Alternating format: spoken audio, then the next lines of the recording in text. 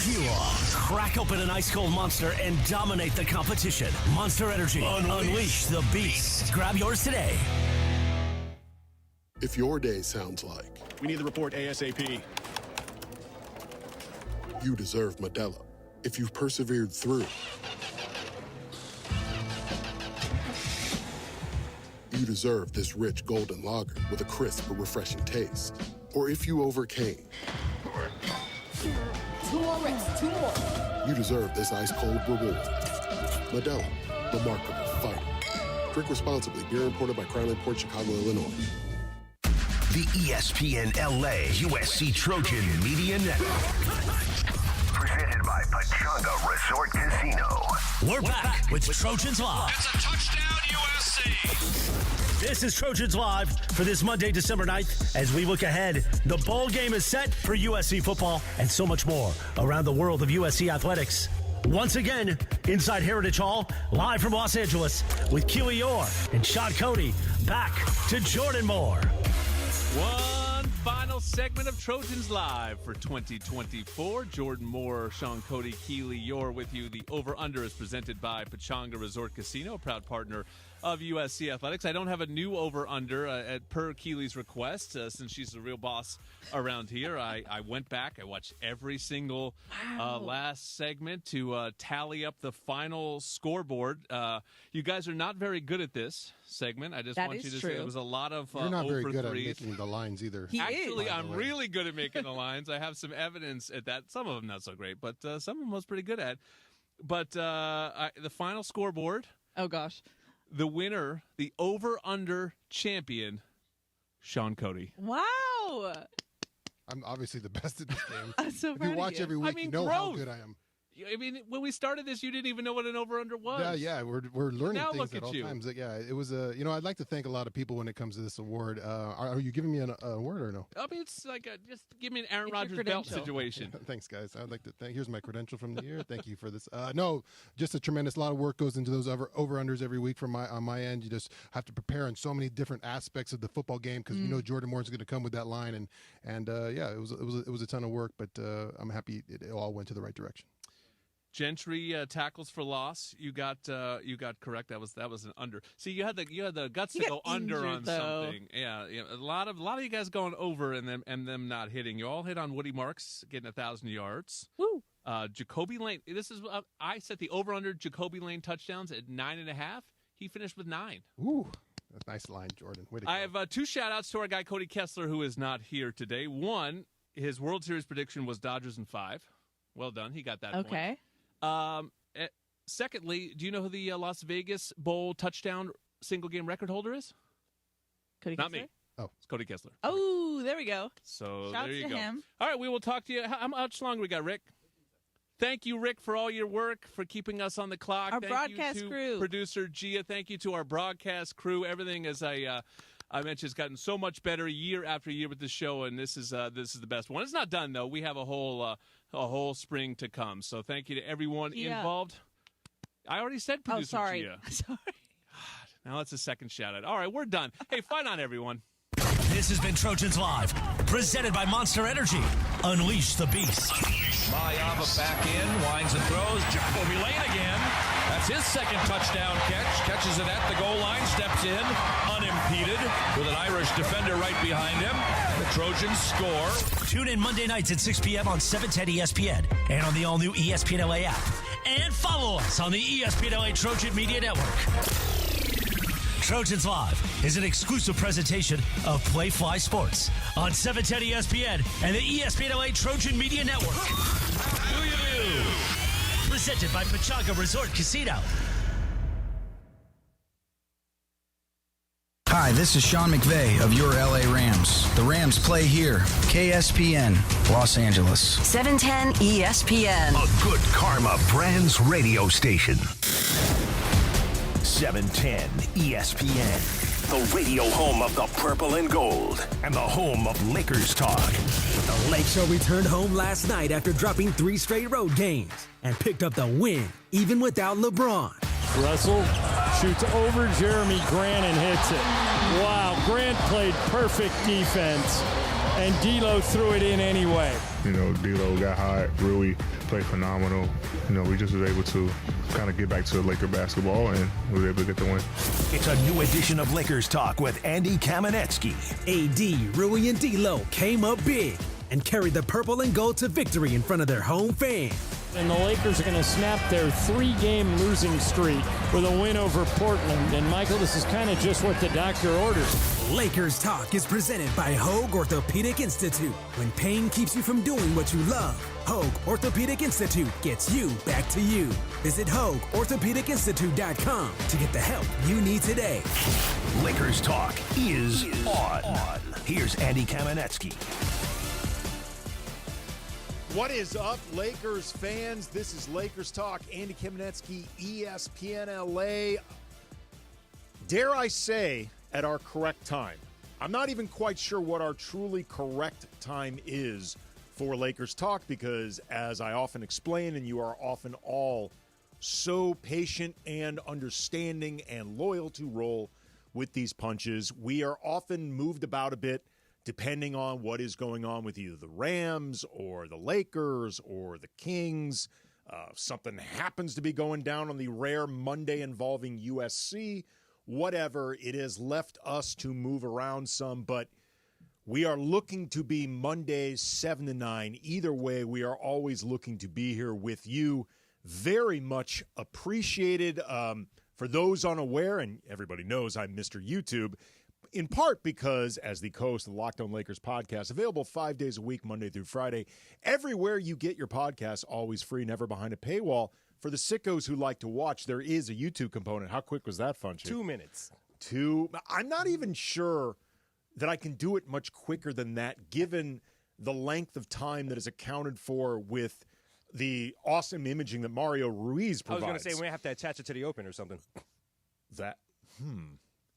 I have a feeling, and I'm gonna back Chris Morales on this. Morales would object. I think Morales would object if we included the shameless Locked On Lakers plugs in the imaging for this show. Like, you guys are all very understanding and flexible. Of the Locked On Lakers podcast. Andy Kamenetzky. Well, it's one thing to note just the star of the Locked On Lakers podcast. It's another thing to include the entire spiel in the imaging. Again, I think Morales would object, and I actually think Morales is in the right. But anyway, in addition to the sickos who like to watch Locked On Lakers on YouTube, there is a YouTube chat going on right now for Lakers Talk. So make sure that you are watching on YouTube. You can get involved in the live chat. I will look to involve comments in the show itself. Also, want to hear from a lot of you, 877-710-ESPN tonight.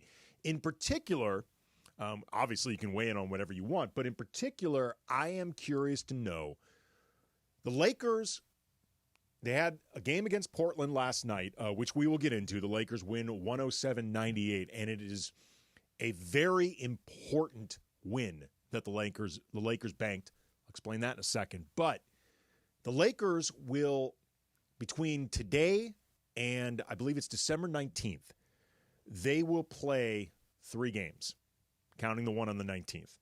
They've got this Friday in Minneapolis. They've got Sunday hosting the Grizzlies. And then they play Thursday in Sacramento against the Kings. I believe that is 10 days. Either way, they have an unusually long stretch of time without games, unusual amount of time, at least for the opportunity to practice. The Lakers did not practice today, and they are having tomorrow what is being called a get-right day, which is basically, or a get-what-you-need day. You come in if you need treatment. You come in if you need therapy of some type. You come in and get shots up if you want, but it can also be a day for yourself. Wednesday they practice, then Thursday they travel to Minneapolis. There is a lot that the Lakers can potentially get from this unusual break in the schedule in terms of just 3 games. They can get physically recharged. They can get mentally recharged. They can work on getting better in terms of the schemes on both sides of the ball that have been established. They can learn new schemes. J.J. Redick and the gang can come up with brand new stuff for them to be doing. 877-710-ESPN. How do you want to see the Lakers use this very uncommon chunk of time where they really are not playing particularly often? Obviously, there can be benefits in a wide-ranging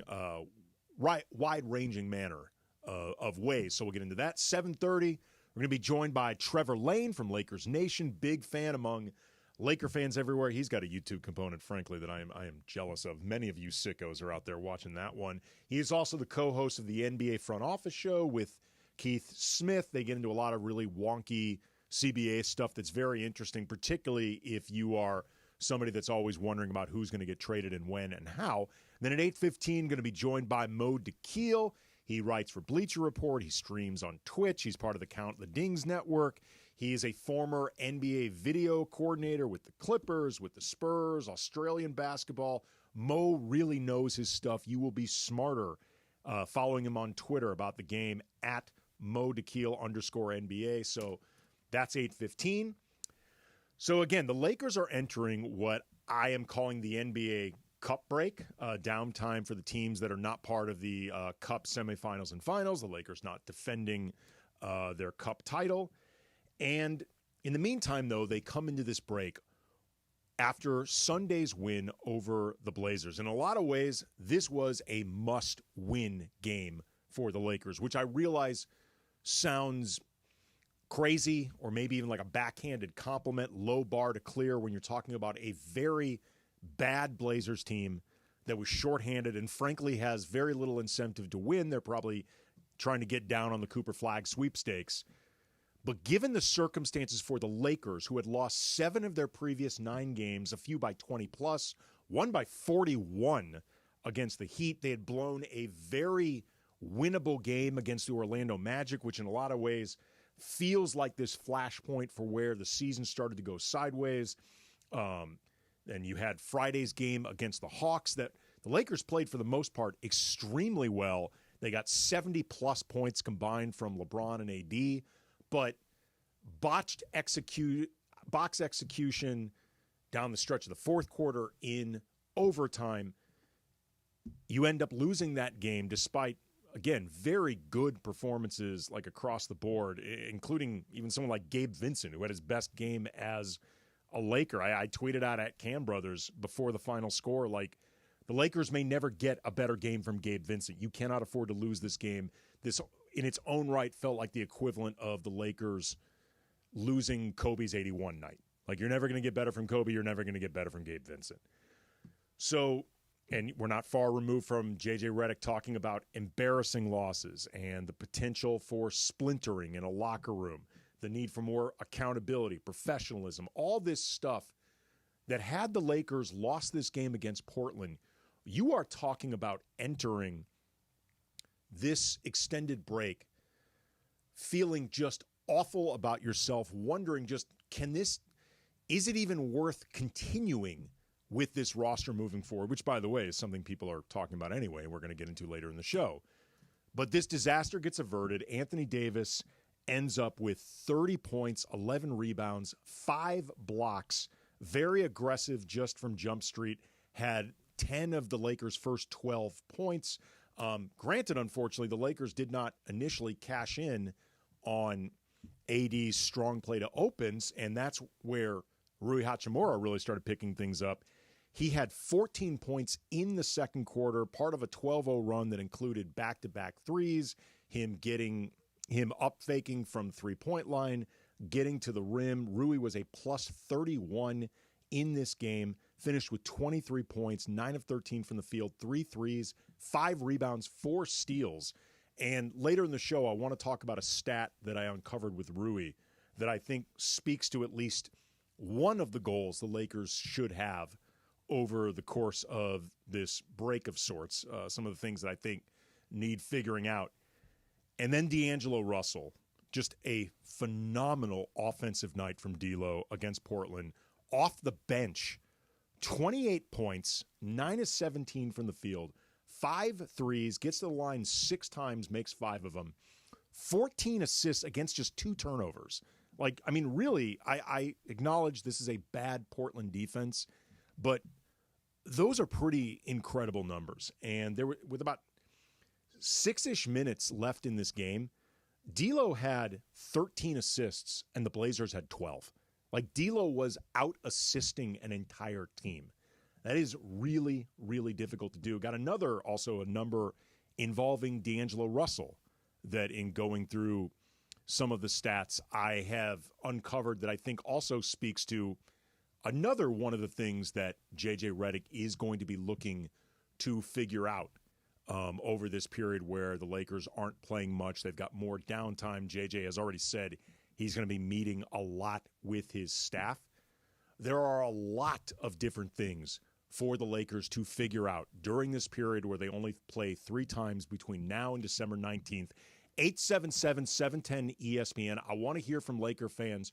What do you want to see the Lakers use this time towards? Whether extended practice, whether just getting guys physically and mentally right, whether it's J.J. Redick completely throwing away the old drawing board and coming up with completely new schemes on one side of the ball, both sides of the ball. Forget reinventing the wheel, just getting these guys to do the things they're supposed to do, whatever. Again, 877-710-ESPN. Coming up next, though, I will get into some of the things I would like to see them work on and some of the things that I think will make working on it complicated. This is Lakers Talk. Andy Kamenetzky, ESPN LA 710. 1-877 Cars for Kids. K-A-R-S, Cars for Kids. 1-877 Cars for Kids. Donate your car today. 1-877 Cars for Kids. K-A-R-S, Cars for Kids. 1-877 Cars for Kids. Donate your car today. Donate your car today at carsforkids.org. Your car, running or not, can be picked up as soon as the next day. No title, no problem. Call 877-CARS-FOR-KIDS or go online at carsforkids.org to donate today. Hurry! It's our last chance to donate for 2024. 1-877 Cars for Kids. K-A-R-S, Cars for Kids. 1-877 Cars for Kids. Donate your car today. Now accepting donations of land, homes, buildings, or any kind of real estate. Paid for by Cars for Kids. Don't miss your chance to catch the Lakers this holiday season. You still have time to grab your seat with Lakers Ticket Exchange, the official resale marketplace of your Los Angeles Lakers. Your ticket purchase is 100% verified and secured with Lakers Ticket Exchange. Go to Lakers.com/ticket exchange on your computer or mobile device. That's Lakers.com/ticket exchange. Find your seats and you are set. Let's go, Lake Show. Just like the Lakers have a game plan on the court, you should have a Go Safely game plan off the court. If you plan to drink, plan for a designated sober driver. If you're the designated sober driver, move over a lane when you see amber flashing lights on Caltrans, law enforcement, or other emergency vehicles or tow trucks. If you can't move over safely, slow down and be work zone alert. Go Safely, California. From the California Office of Traffic Safety and Caltrans. Prescriptions require an online consultation with a healthcare provider who will determine if appropriate. Restrictions apply. See website for details and important safety information. Subscription required. Price varies based on product and subscription plan. Hi, I'm Dr. Peter Stahl, board-certified urologist and senior vice president of men's sexual health at HIMSS. In my 12 years of practice as a reproductive urologist, I've helped many guys with ED, and it has never been more convenient to treat than it is right now, thanks to HIMSS. It really wasn't easy before. You had to take time out of your day, come to a physical office, and see a specialist like me in person. Now, through HIMSS.com, you can get world-class sexual health care and a full range of treatment options for ED through a 100% online process. It starts with a free assessment from a medical provider licensed in your state who can determine if ED treatment is right for you. If prescribed, your medication is shipped to you for free. So don't wait. Join the hundreds of thousands of guys who've gotten help for their ED through HIMSS. To start your free online visit and find ED treatment at up to 95% off brand name prices, go to hims.com/joy. That's hims.com/joy for your free online visit. Lakers Talk continues on 710 ESPN. Abia driving, puts it up, blocked by Hachimura. Rui's been everywhere tonight. After the win last night, the Lakers will get some much-needed rest before taking on the Timberwolves on Friday night. Okay, now here's Hachimura for three. What a night. Rui Hachimura up to 23 in the game. Lakers Talk is presented by Hoag Orthopedic Institute. When pain keeps you from doing what you love, Hoag Orthopedic Institute gets you back to you. Visit HoagOrthopedicInstitute.com to get the help you need today. More Lakers Talk with Andy Kamenetzky right now.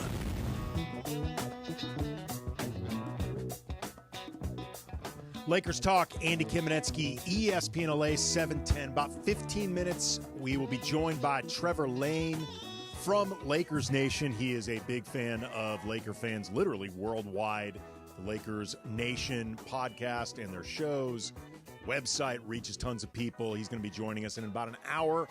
Mo Dakhil from Bleacher Report, Count the Dings, former NBA video coordinator, really good at breaking down the X's and the O's. Want to get his perspective on both the Lakers and the West in general.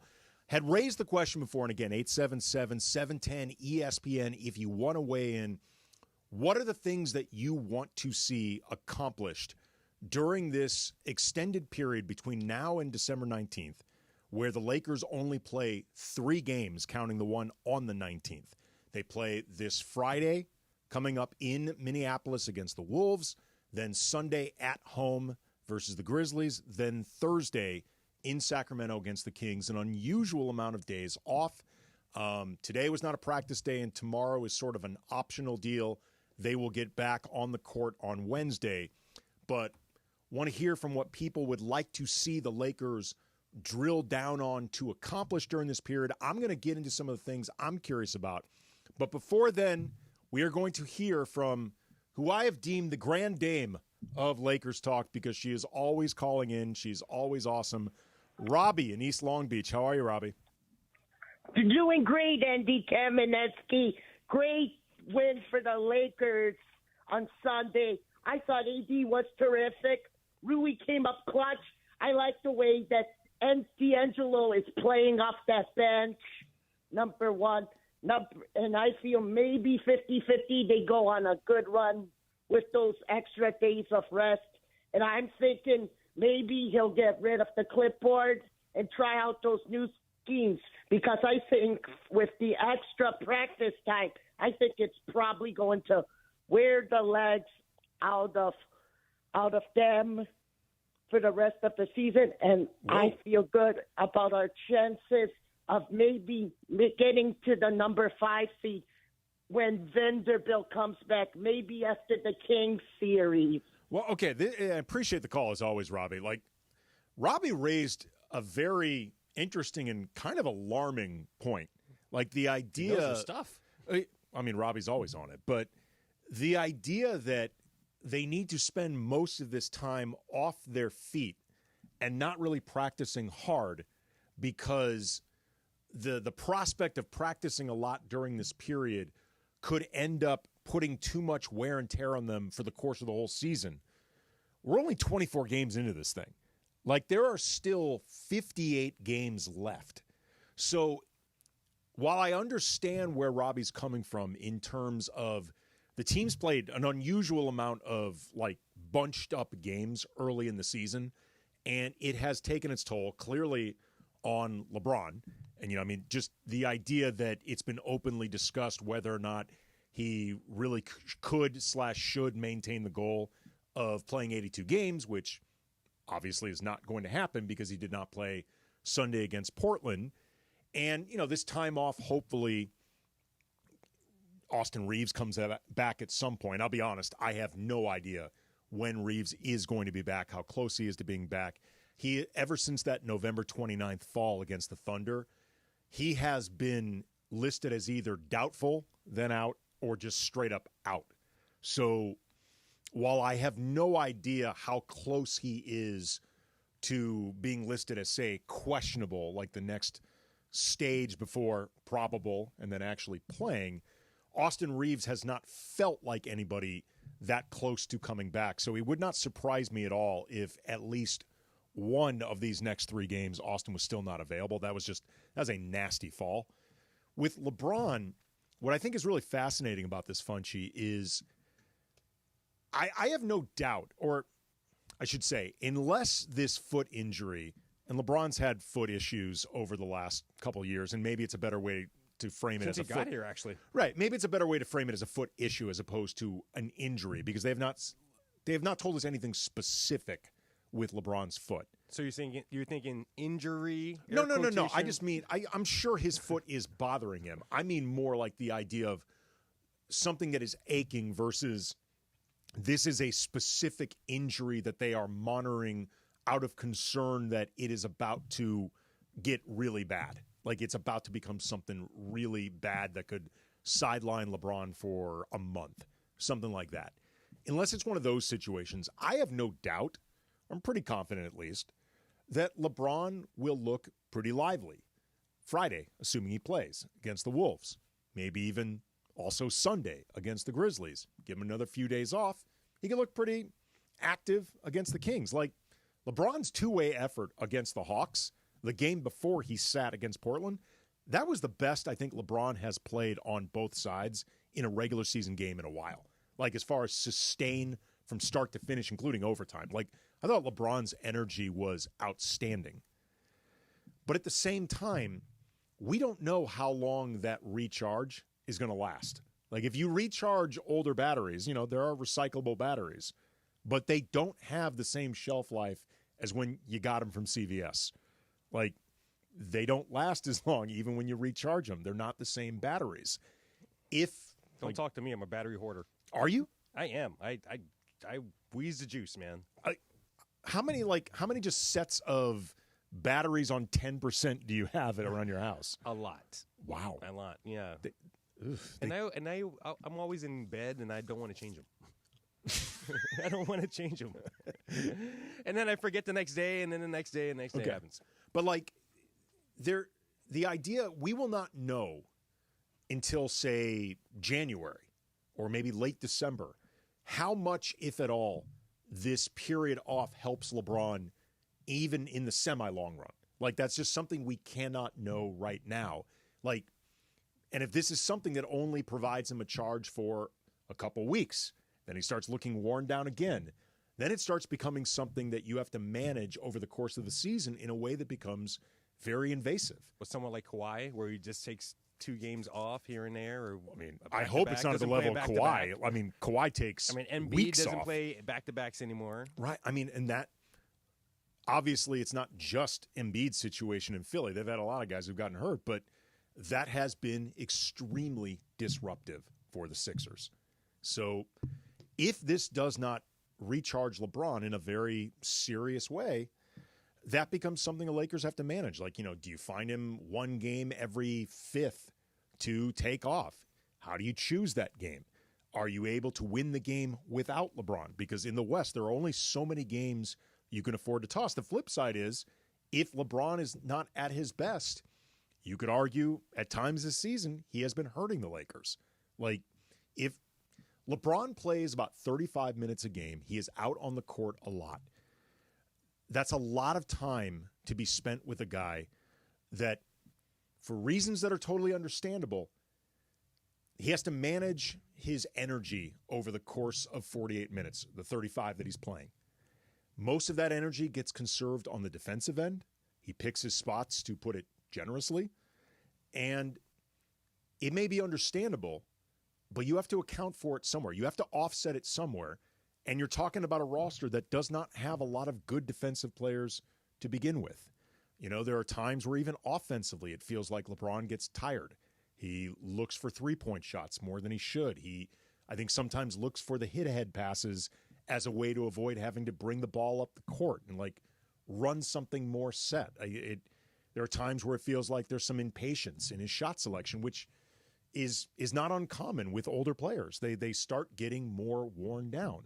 So all of that has to be accounted for. So J.J. Redick and the Lakers, if this rest period for LeBron doesn't turn into something that feels more permanently sustainable, they have to really start figuring out the balance of how to properly rest LeBron, how to maybe properly sit LeBron, while still winning games and not overtaxing him to the point where you're hurting the team while he's on the court. Like, something I've talked about a lot, that as much as I think Rob Pelinka has made a lot of mistakes while running basketball ops for this team. There have been, frankly, some egregious ones. I understand why a lot of Laker fans don't have faith in him. I have said before that I think, frankly, the Lakers could do better in terms of guys running ops, or at the very least, I think he needs more assistants, guys on his level, just to bounce ideas off, just more ideas in that front office. But one thing that Rob Pelinka has that I don't think people really recognize enough is how difficult it is now to build around LeBron at this stage of his career. I think people just look at the numbers and they look at the fact that it is legitimately amazing that he is still able to produce at all at this stage of his career. Like, it really is amazing. But I think that leads people to believe it is easier than it actually is. I think this part of Rob's job is more complicated than most people recognize. Doesn't mean Rob gets a pass.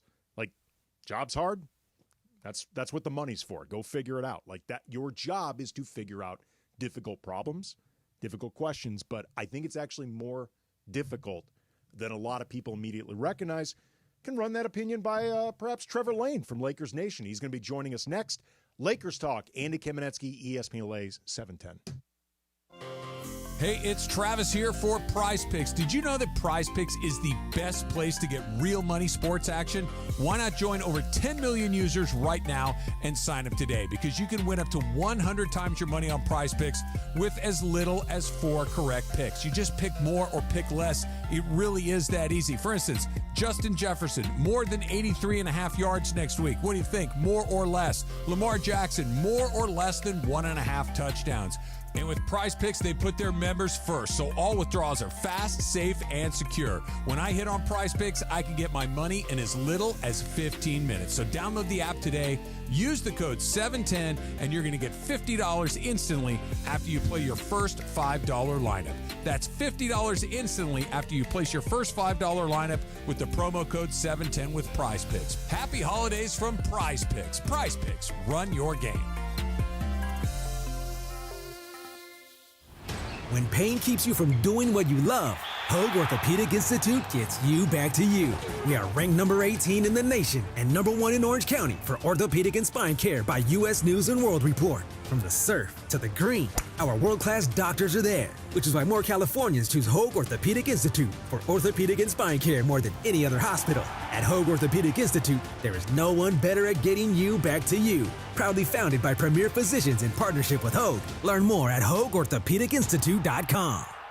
Next Gen is the official plumbing, heating, and AC company of SoCal sports fans. For just $14.99 a month, enjoy year-round coverage for all your plumbing, heating, and AC needs. No unexpected timeouts, just total peace of mind. As a Next Gen member, you get complimentary multi-point tune-ups, annual water heater flushes, plumbing safety inspections, and VIP 2-hour priority service. Don't miss out. Call 833-3-NEXGEN today or visit nextgenaaronplumbing.com. NEXGEN, call 833-3NEXTGEN. If it's hot, it's at GNC, and we bring you the best new stuff first. GNC has this winter's newest in weight loss, muscle building, and wellness, and the best energy drink flavors anywhere. If it's at the top of your feed, it's already at GNC. Ask a GNC coach about the newest drops from Rise, Mutant, Alani Nu, Drip Drop, and more at your local GNC store, or shop our full collection of flavors and online exclusives at GNC.com. If it's hot, it's at GNC. Live well. Martha was ready to switch to a career in IT. There's always a need for IT specialists, especially with AI coming out and cybersecurity. It's practically recession-proof. My Computer Career even provides job placement help. The career specialists, they're very helpful. They care about you as a person. You're not just a number to them. I would recommend My Computer Career wholeheartedly to anyone. Take the free career evaluation today. Become an IT pro in just months with zero experience at mycomputercareer.edu. Not available in Washington State. Steve Mason and John Ireland. Mason and Ireland tomorrow at 1 after Travis and DeMarco. People are upset. It's not fair that we're the evil empire. And you know what? I say let's get more evil and sign somebody else. Absolutely. Let's load up. Every fan of every franchise wants them to do exactly what the Dodgers are doing. It's just jealousy. And it's great. Yeah, it is fantastic. The tears taste delicious. Oh, the tears. The tears taste delicious. The OGs of LA Sports Radio. That's Mason and Ireland. On 710 ESPN. All the latest surrounding the Lake Show, right here on Lakers Talk with Andy Kamenetzky. No LeBron, no problem. AD put the squad on his back last night, dropping 30 points and 10 boards on the Blazers. Here's D'Angelo Russell, double team, gets it to Anthony Davis, who drives right down Main Street, dunks it, and draws a foul. You know, other guys had to step up. Rui stepped up. D'Lo stepped up. You know, guys know how to step up when we have a guy like Bron out. The guys took on the challenge tonight, and they did what they were supposed to do. They did their job, so it was a team effort tonight. Lakers Talk is presented by Hoag Orthopedic Institute. When pain keeps you from doing what you love, Hoag Orthopedic Institute gets you back to you. Visit HoagOrthopedicInstitute.com to get the help you need today. Now back to Lakers Talk with Andy Kamenetzky.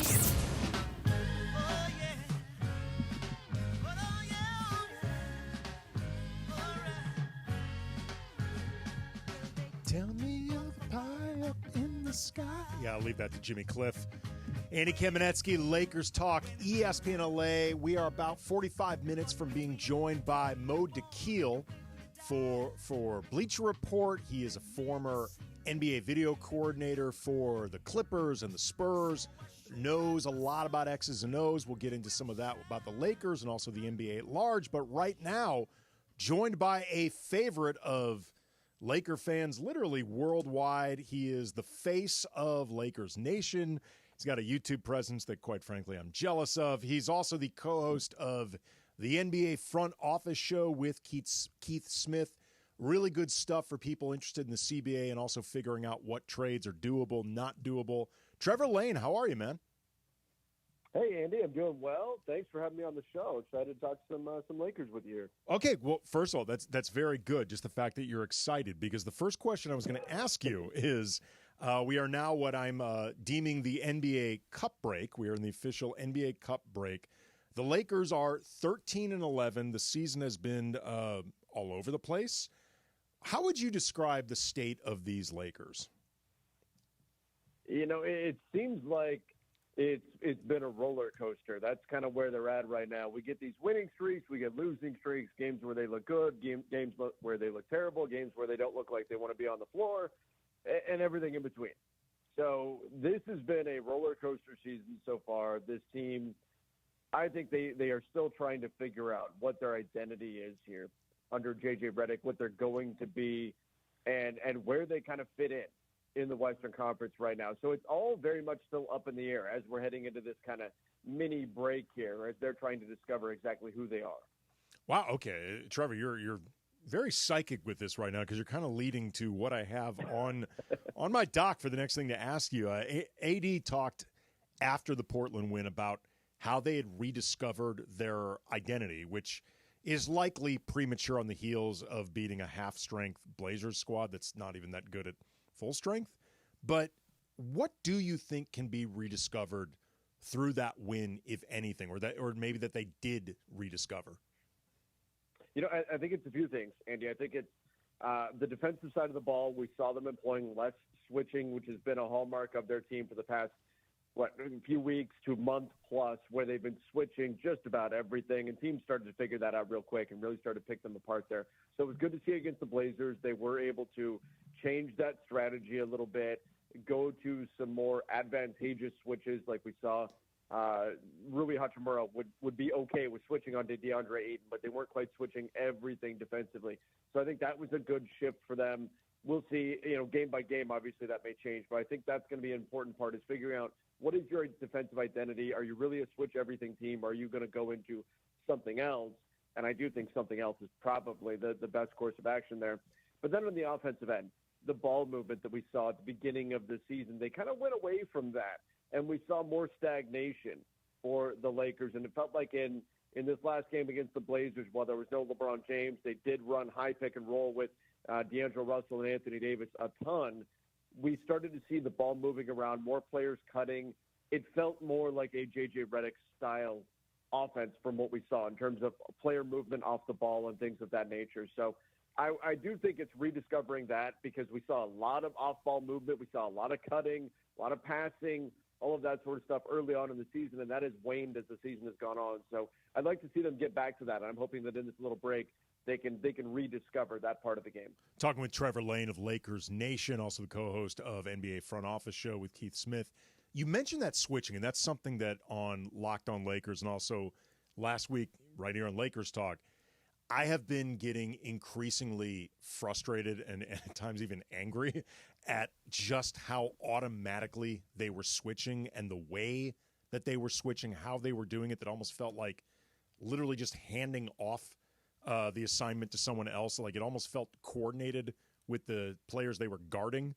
Like it was just so smooth. This game doing it without LeBron, I have heard some theorizing that this became easier to do without LeBron, in part because they were doing it a lot with LeBron as a way of kind of accommodating LeBron defensively. How much do you think there's validity to that? And also, too, where do you think LeBron fits into, I guess, this switching question? You know, I think there's certainly some validity to it. I mean, we see it. Everybody sees it. LeBron James, he's great. Don't get me wrong. He's great. He's great. What he's doing out there, I couldn't imagine doing what he's doing out there.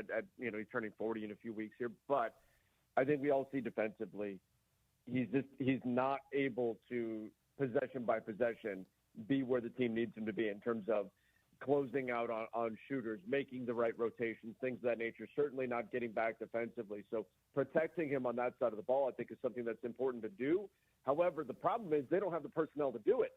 It's different if we're talking about the 2020 roster where, hey, okay, we got to switch Danny Green onto somebody that's a little bit bigger. No problem. Okay, we can handle that. It's a little different when you're talking about D'Angelo Russell getting switched onto a bigger or something like that. So I get the idea behind, perhaps trying to paper over some of the defensive concerns that LeBron may have. And he can still lock in for a possession or two and really pick it up defensively. We see it. But I don't know that this team truly has the personnel with LeBron on the floor to do what they need to do on the defensive side of the ball that doesn't involve all of that switching. So it's definitely a concern. And maybe the solution to me is we look at getting LeBron more rest and resting LeBron up in terms of back-to-backs, in terms of maybe fewer minutes, so that you're not trying to hide him defensively quite so much. Well, that's really interesting, Trevor, and talking with Trevor Lane of Lakers Nation. Like, the hope right now, I think, for everybody, fans, franchise alike, is that this period where between now and December 19th, they only play 3 games, like that offers LeBron the ability to recharge at a time that's unusual for this part of the season. Are you confident, though, that like a day off here and there or this period now can recharge LeBron in a sustainable way? Because if you're continually dealing with this over every couple or so weeks, it becomes very disruptive for the team. But I think also it becomes very difficult for them to play in ways that are consistent because LeBron is such a very specific part of what they do. I think it's definitely a fair concern because they're going to play a very different way. Again, JJ, to his credit, JJ finds, especially when LeBron's not on the floor, he finds something that works, and he will just run that over and over. And I mean, we saw D'Lo AD pick and roll 50 times in last night's game. I'm exaggerating, but still, we saw not by much in last night's game. Right? And I think that in terms of can you get a better LeBron James just by resting him, right now the stats say yes, Andy. The stats are telling you yes, because LeBron on the second night of a back-to-back, he's shooting 43% from the field. He's not getting it done. He's averaging less than 20 points per game. He's not himself. He's not the efficient LeBron that we know. He's 27% from 3. You give him 1 day of rest, and that number shoots up to 52% from the field and 38% from 3. It makes a big difference when LeBron James has an extra day off to rest. I think you're getting a better version of him if you are able to give him that rest And I think it can definitely do a lot to make sure that you're getting a more effective LeBron. Now, the bigger question maybe is, even if you do this, if you decide you're going to rest LeBron in back-to-backs and such, do you have a team that can handle that with the depth? And I think right now probably the answer is no, and that's the challenge with all of that. But the numbers are telling us that LeBron James does benefit from having that extra rest. Yeah, I mean, I wonder if one approach to this could be just reducing his minutes, and with very rare exception, you stick to it, and you have to find ways to maximize LeBron when he's on the court in fewer minutes, as opposed to, I guess, him sitting out altogether.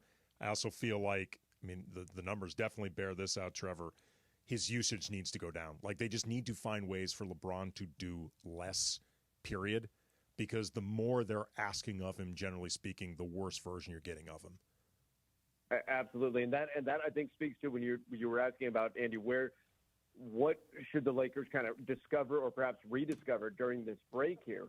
I think part of it is the whole concept of Anthony Davis as the offensive hub, which it did feel like over the last month or so they've gotten away from, and they've become a bit more LeBron dependent. I'd like to see them go back to that more, where we saw, and teams are doing their best to take away Anthony Davis with their defensive schemes. There's no question there, but incorporating Anthony Davis as the go-to guy to a higher degree, and therefore lowering LeBron's usage, I think that is going to be critical here coming out of this break as well. And that's a really interesting point, too. We're talking with Trevor Lane of Lakers Nation, also NBA Front Office Show, Lakers Talk, ESPN LA, 710, ESPN. I wonder, too, how much right now, in terms of the offense and AD being taken out of it, is a matter of teams adjusting to J.J. Redick, getting an idea of what he's going to do. And all of these teams around the league have more experience making adjustments than Redick has adjusting to the adjustments. And like if what we're seeing right now is, in part at least, J.J. Redick going through kind of the learning curve of a true first-time coach, and especially when you take into account they've played so many games, have had very few practice days or even off days for them to try to work through anything that isn't just real-time situation in a game. Yeah, I think that there's definitely something to that. And maybe, that's to be expected. We talked about this. This is the downside of hiring J.J. Redick, a first-time head coach, first-time coach, really, right, that we've talked about, is that there's going to be bumps in the road. So this is all to be expected. This is not a negative on J.J. Redick if he's not ready for some of the adjustments or adjusting to the adjustments that opposing teams are making. This is to be expected. This is what comes with hiring somebody who hasn't coached before, and he's going to be learning on the fly too. And so there's going to be that learning curve for him. And that's going to be the challenge is for him. And we talked about it before the season even started. The challenge for him is going to be catching up and getting up to speed in a very, very difficult situation where the expectation is that there are not bumps in the road. The expectation is that you win games right now because it's LeBron and AD and because it's the Western Conference and it's the Lakers. And so it's a very challenging situation. But, yeah, I think the expectation should be that he will take a little bit of time to figure out how to adjust to what teams are throwing at them. And I think he will get there because I think JJ does obsess over this stuff. Andy, at this point, I'm fairly certain that by, say, February, March, he will have a full head of gray hair because I think he is obsessing over all of this, and I think he will get there. It just may take time. I will take this a step further, Trevor. We're talking with Trevor Lane of Lakers Nation, the NBA Front Office Show. And as somebody who has experienced this and knows of which he speaks of, I'm concerned that we're going to pass straight from gray hair to JJ just losing his hair. I think by the end of the season, he could start looking a lot more like me than, say, you with your full mane, your gorgeous hair, Trevor. I'm concerned about JJ because he's an intense fella. I want to ask you about trades coming up in a second, but before then, you mentioned the defense. They don't have the personnel, as you said, to be an elite defense. I just don't think that is possible. That being said, as currently constructed, how much do you think they can improve, though? What is consistently middle of the pack achievable? I don't think so. I don't think, and I would like to say yes because let's face it, Andy. What are we really talking about here? We're talking about, can they go anywhere? Because if they're a bottom 5 defense, which is what they are right now, then they're not going anywhere. They go to the playoffs, they're going to be a first-round out if they're a bottom 5 defense. They're going to get picked apart. But I just think it's the same. Maybe it's because they have the same team basically as last year, but it's the same problem as last season. You've got too many guys who are one side of the ball only, who are all offense or all instead of defense or vice versa. And I think that when push comes to shove, when teams need to score on the Lakers, they've just got too many guys that they can pick on, that they can switch on and attack, and the Lakers struggle with countering that. Even with Anthony Davis and his defensive prowess, and he's not been in certain areas of the game, he's struggled, especially getting back defensively. That's been a problem for them. But I think they just have too many weak links on the defensive end. They're lacking in athleticism, particularly with their perimeter defense. And so I don't see the upside of a, say, top 15 defense here. Could they get to 20 maybe? Maybe, and then they're at least kind of sort of respectable. But this team with LeBron about to turn 40, with AD, the expectation is not kind of sort of respectable. They got to make the moves in order to get to the point where they can really make a push in the playoffs, because this team just defensively, I don't think the upside is there. Okay, well, that leads me to the last thing I wanted to ask you about. We're talking with Trevor Lane from Lakers Nation. December 15th is approaching, the first day where a lot of players around the league start becoming more trade eligible. Then you got January 15th, then the actual trade deadline. What sense do you get about how aggressive the team is going to be between now and then, and what dictates the terms? You know, I think they're going to be aggressive. I think there are a few complicating factors in here that make it difficult to say, oh, they're just going to go, they're going to go get somebody and off we go, and they're going to make this deep run. And I think the challenges are, number one, you've got a challenge that you have limited assets to trade. I think essentially in terms of what teams, opposing teams would actually be interested in on your roster, it's Austin Reeves, it's Dalton Knecht, two pieces that we know they don't ideally want to trade. LeBron James and Anthony Davis aside, we're assuming they're not going to trade them. There's not anybody else really that teams are going to be specifically interested in targeting. Maybe Rui Hachimura, but he's kind of an eye of the beholder guy. So there's not a lot of players on the team that other teams will be after. Then they've got those 2 first-round picks, but you can only trade those once. And so if you make a move with either of those picks or both of those picks, you have to make sure that you're doing something that's going to help you now in the present as well as into the future, because at some point that bill's going to come due, and you want to make sure that you're at least getting pieces that are going to be around for a few years and you're not just buying half a season of somebody. So that's a complicating factor where they're limited in terms of the assets that they actually have in order to move. You know, a lot of people roll their eyes too when Rob Pelinka talks about the new collective bargaining agreement and how difficult it is to make trades. He's not the only one Apron saying world, that. Trevor, apron world. It really is.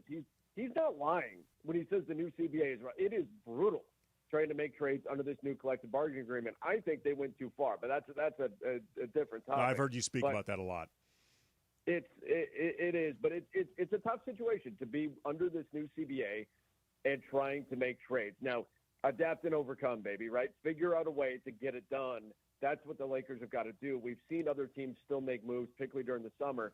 So the pressure's on the Lakers to do it, but it is probably the most difficult environment right now for Rob Pelinka to pull off that trade that he's had at any point in his Lakers tenure. So some real challenges ahead, and they've got to find a way here.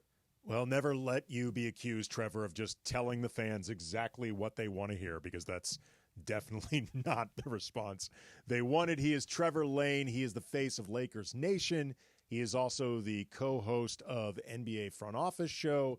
Check out both podcasts, YouTube, all that stuff. It's really, really great content for both Lakers fans and fans of the NBA in general. Appreciate the time, Trevor. We'll do this again over the course of the season. That sounds great, Andy. Thank you so much for having me on. Appreciate it. Absolutely, man. Thank you. Again, Trevor Lane from Lakers Nation, and again, the NBA Front Office Show. I am sure everybody listening right now is familiar with Trevor. Coming up next, we were talking about getting back to some of what they were doing earlier offensively, the Lakers, when they were at times a top 5 offense in the league. There's a couple stats that I've uncovered that I think speak to what has changed for the worse and what they need to get back to in order to make it better. Andy Kamenetzky, Lakers Talk, ESPN LA 710.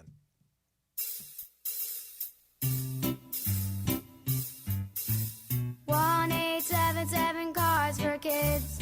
KARS Cards for Kids. 1-877 Cards for Kids. Donate your card today. 1-877 Cars for Kids. KARS Cars for Kids. 1-877 Cars for Kids. Donate your car today. Donate your car today at carsforkids.org. That's cars with a K. Your car, running or not, can be picked up as soon as the next day. You'll get a maximum tax deduction and a vacation voucher. 1-877 Cars for Kids. KARS Cars for Kids. 1-877 Cars for Kids. Donate your car today. Now accepting donations of land, homes, buildings, or any kind of real estate. Paid for by Cars for Kids. Lakers fans, this holiday season, take the Lakers everywhere you go with the Lakers app, presented by BBGO. In the Lakers app, get the latest team news, live updates, in-game highlights, photos, and more. Available in the App Store for free. Don't miss any of the action as the season continues. And always be game day ready. The Lakers app has you covered. Download now to your iPhone or Android. And let's go Lake Show. Hey, everybody, excited to have with me in studio the one and only Dr. Monica Madden from Beverly Hills Ortho. Hi, Dr. Madden. Hi, thanks for having me. This is exciting. All right, let's get to why we want everybody to listen carefully, because you have a special offer for ESPN LA listeners. Tell me about it. We're really happy to be part of the ESPN LA family and so grateful for everyone listening right now. We are giving the first 5 people who register now and every time this airs $1,000 off Invisalign or braces treatment. Just go to BeverlyHillsOrtho.com and enter the code SMILE and you're on your way. So enter the code SMILE at BeverlyHillsOrtho.com and I could get $1,000 off Invisalign? Yes, absolutely. And what if I wanted to just call the office? Can I get the offer that way? Yes, absolutely. Just say SMILE and you heard it on ESPN. 877-7 Let's Do This. Yes. Or, Monica, as I like to say, BeverlyHillsOrtho.com. This is Lakers Talk with Andy Kamenetzky on 710 ESPN. It was a back-and-forth battle with the Blazers last night till D'Angelo caught fire in the fourth from downtown. Hachimura to D'Angelo Russell with 5 to shoot. Hot. Russell shoots over Jeremy Grant and hits it. Wow, Grant played perfect defense, and D'Lo threw it in anyway. It's the home of the Lake Show and the home of Lakers Talk. Lakers Talk is presented by Hoag Orthopedic Institute. When pain keeps you from doing what you love, Hoag Orthopedic Institute gets you back to you. Visit HoagOrthopedicInstitute.com to get the help you need today. Back to Andy Kamenetzky.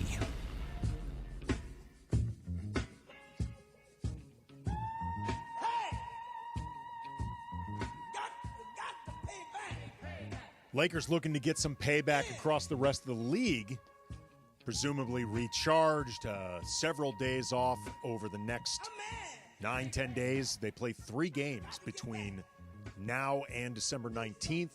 Hopefully they can get some practice time, some resting time, physically, mentally recharging, all that stuff. Also do some Christmas shopping. I'm a little bit behind. Aren't we all? I'm a little bit behind. Also not gotten a definitive answer from my wife what she wants. And me and you both. I have learned. Me and you both. But I've also learned that I'm terrible at just making a unilateral decision. Yeah. I'm not good at it. I got to wait for the wife to make a decision and say, "Hey, this is what I want." Right. So I got that going on. We all got problems right now. The Lakers got problems. We got problems. Everyone's got problems. I'm going to talk about some of those Laker problems with Mo Dakhil in about 20 minutes from Bleacher Report, former NBA video coordinator for the Spurs and for the Clippers, knows a lot about the game.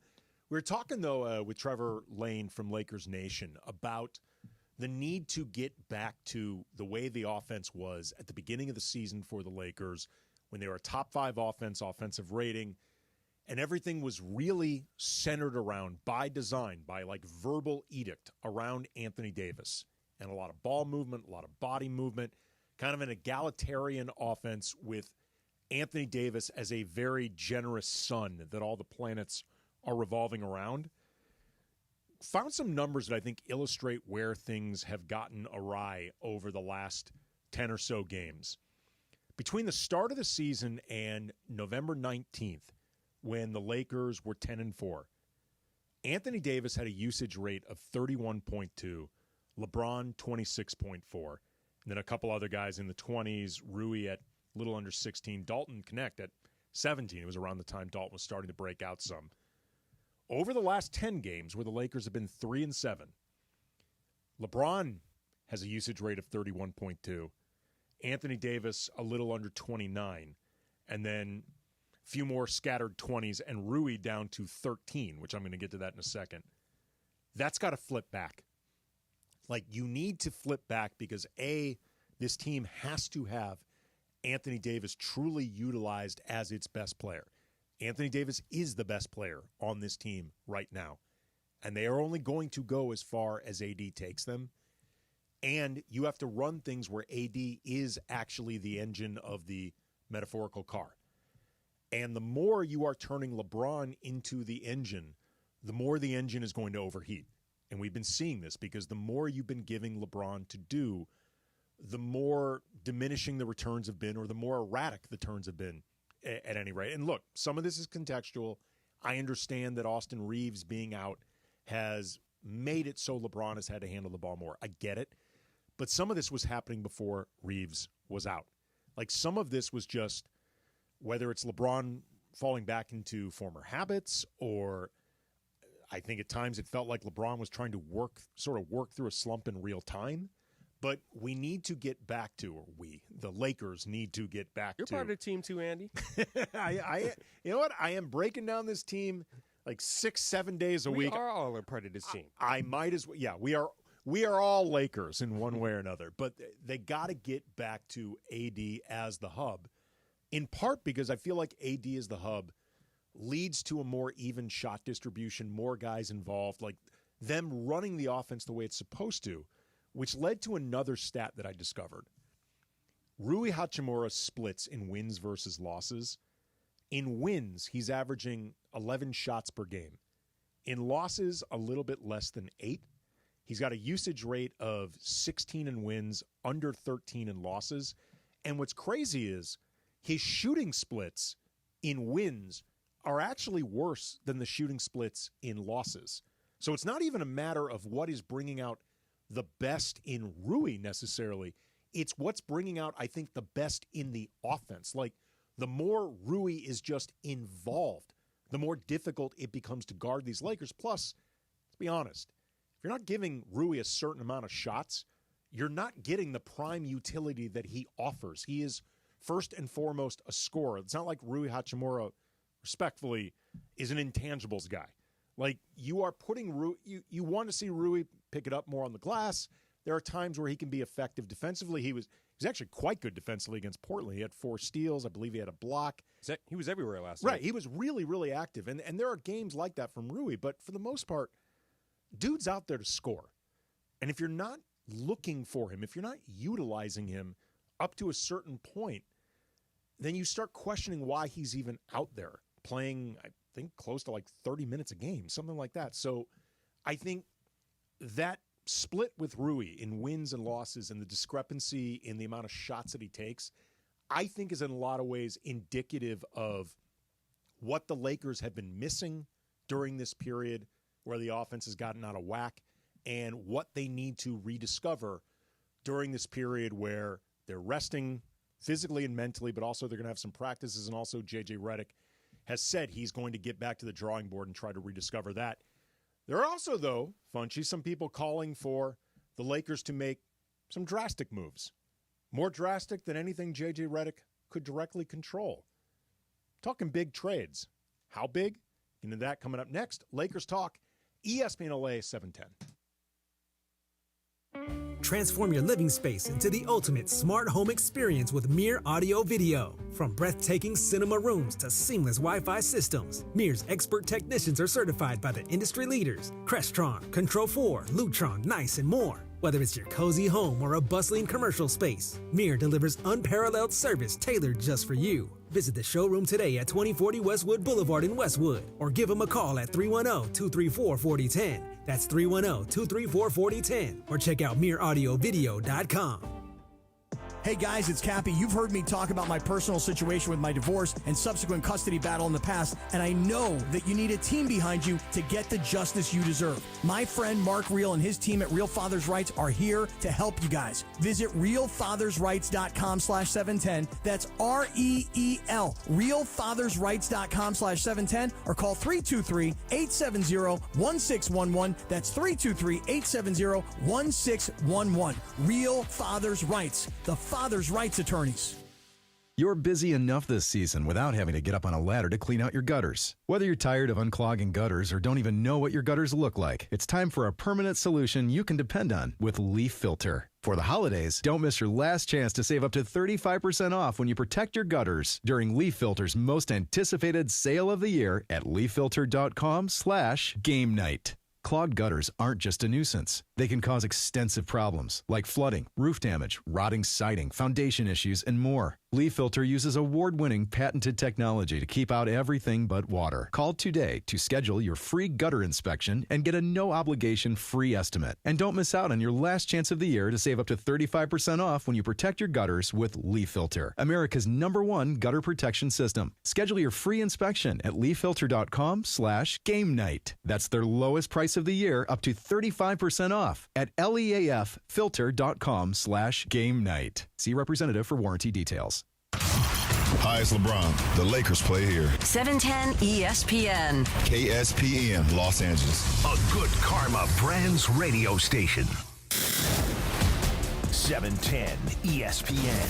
The radio home of the purple and gold and the home of Lakers talk. The Lake Show returned home last night after dropping 3 straight road games and picked up the win, even without LeBron. Russell shoots over Jeremy Grant and hits it. Wow, Grant played perfect defense, and D'Lo threw it in anyway. You know, D'Lo got hot. Rui played phenomenal. You know, we just was able to kind of get back to Laker basketball, and we were able to get the win. It's a new edition of Lakers Talk with Andy Kamenetzky. AD, Rui, and D'Lo came up big and carried the purple and gold to victory in front of their home fans. And the Lakers are going to snap their 3-game losing streak with a win over Portland. And, Michael, this is kind of just what the doctor ordered. Lakers Talk is presented by Hoag Orthopedic Institute. When pain keeps you from doing what you love, Hoag Orthopedic Institute gets you back to you. Visit HoagOrthopedicInstitute.com to get the help you need today. Lakers Talk is on. Here's Andy Kamenetzky. Lakers talk from now until 9 p.m. Andy Kamenetzky. We're going to be joined in about 12 or so minutes by Mo Dakhil from Bleacher Report. He is a former video coordinator for the Clippers and the Spurs. You can follow him on Twitter, Mo Dakhil _NBA. That's DAKHIL. He truly knows his hoops. Going to get into the Lakers and also a little bit about the West in general, who he finds, who he finds most scary. Maybe the best way of putting it is who's most scary besides the Thunder, because they clearly look like the best team in the West. Before we get to this radical solution that we're hearing few people of prominence talk about with the Lakers, perhaps something really drastic they should be doing. Want to hear from Portia in Fresno. You're on Lakers Talk. What's up, Portia? Yes, I just want to say I love the way that Quincy Olivieri played last night, and I hope they keep him on the roster for this road trip, and I love the way that Anthony Davis played.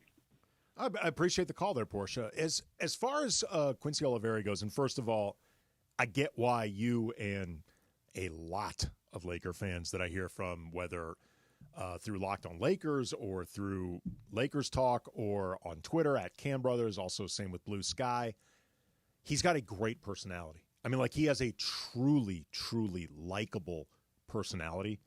I have briefly interviewed him before, scrum, stuff like that at G League availability. And he just, you can tell, is so appreciative of not just the opportunity in front of him, but how much fans have really embraced him and how much they have enjoyed him enjoying this moment.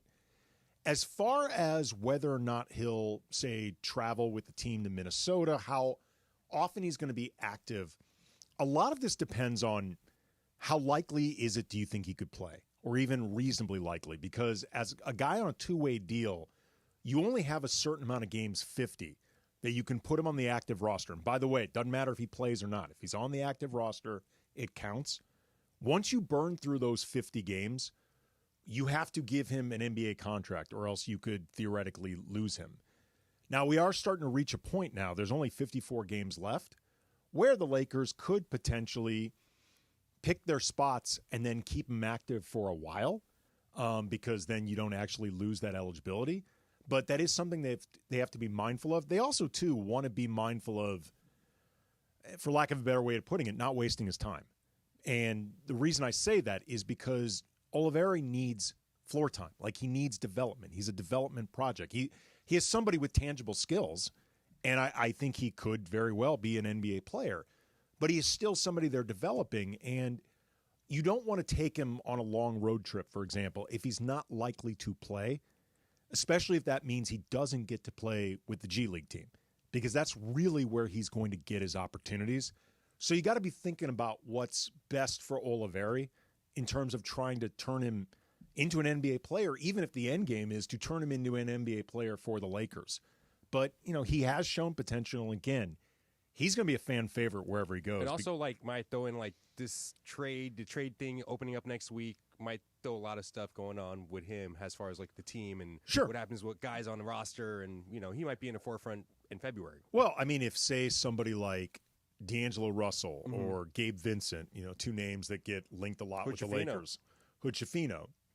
If the Lakers are going to make a move involving those guys, it could be influenced at least a little bit in terms of how confident are they if they had to put Oliveri on the floor at all. Depending, too, on who are they bringing back. If they're bringing back another ball-handling guard or a point forward type, then it becomes less of a thing. And I happen to believe, for example, if they move somebody like D'Lo, they have to bring in a ball-handling scorer, or some type of assist guy. They've got to bring in somebody who can replicate in any way what D'Lo does, because he does it at a well above average level.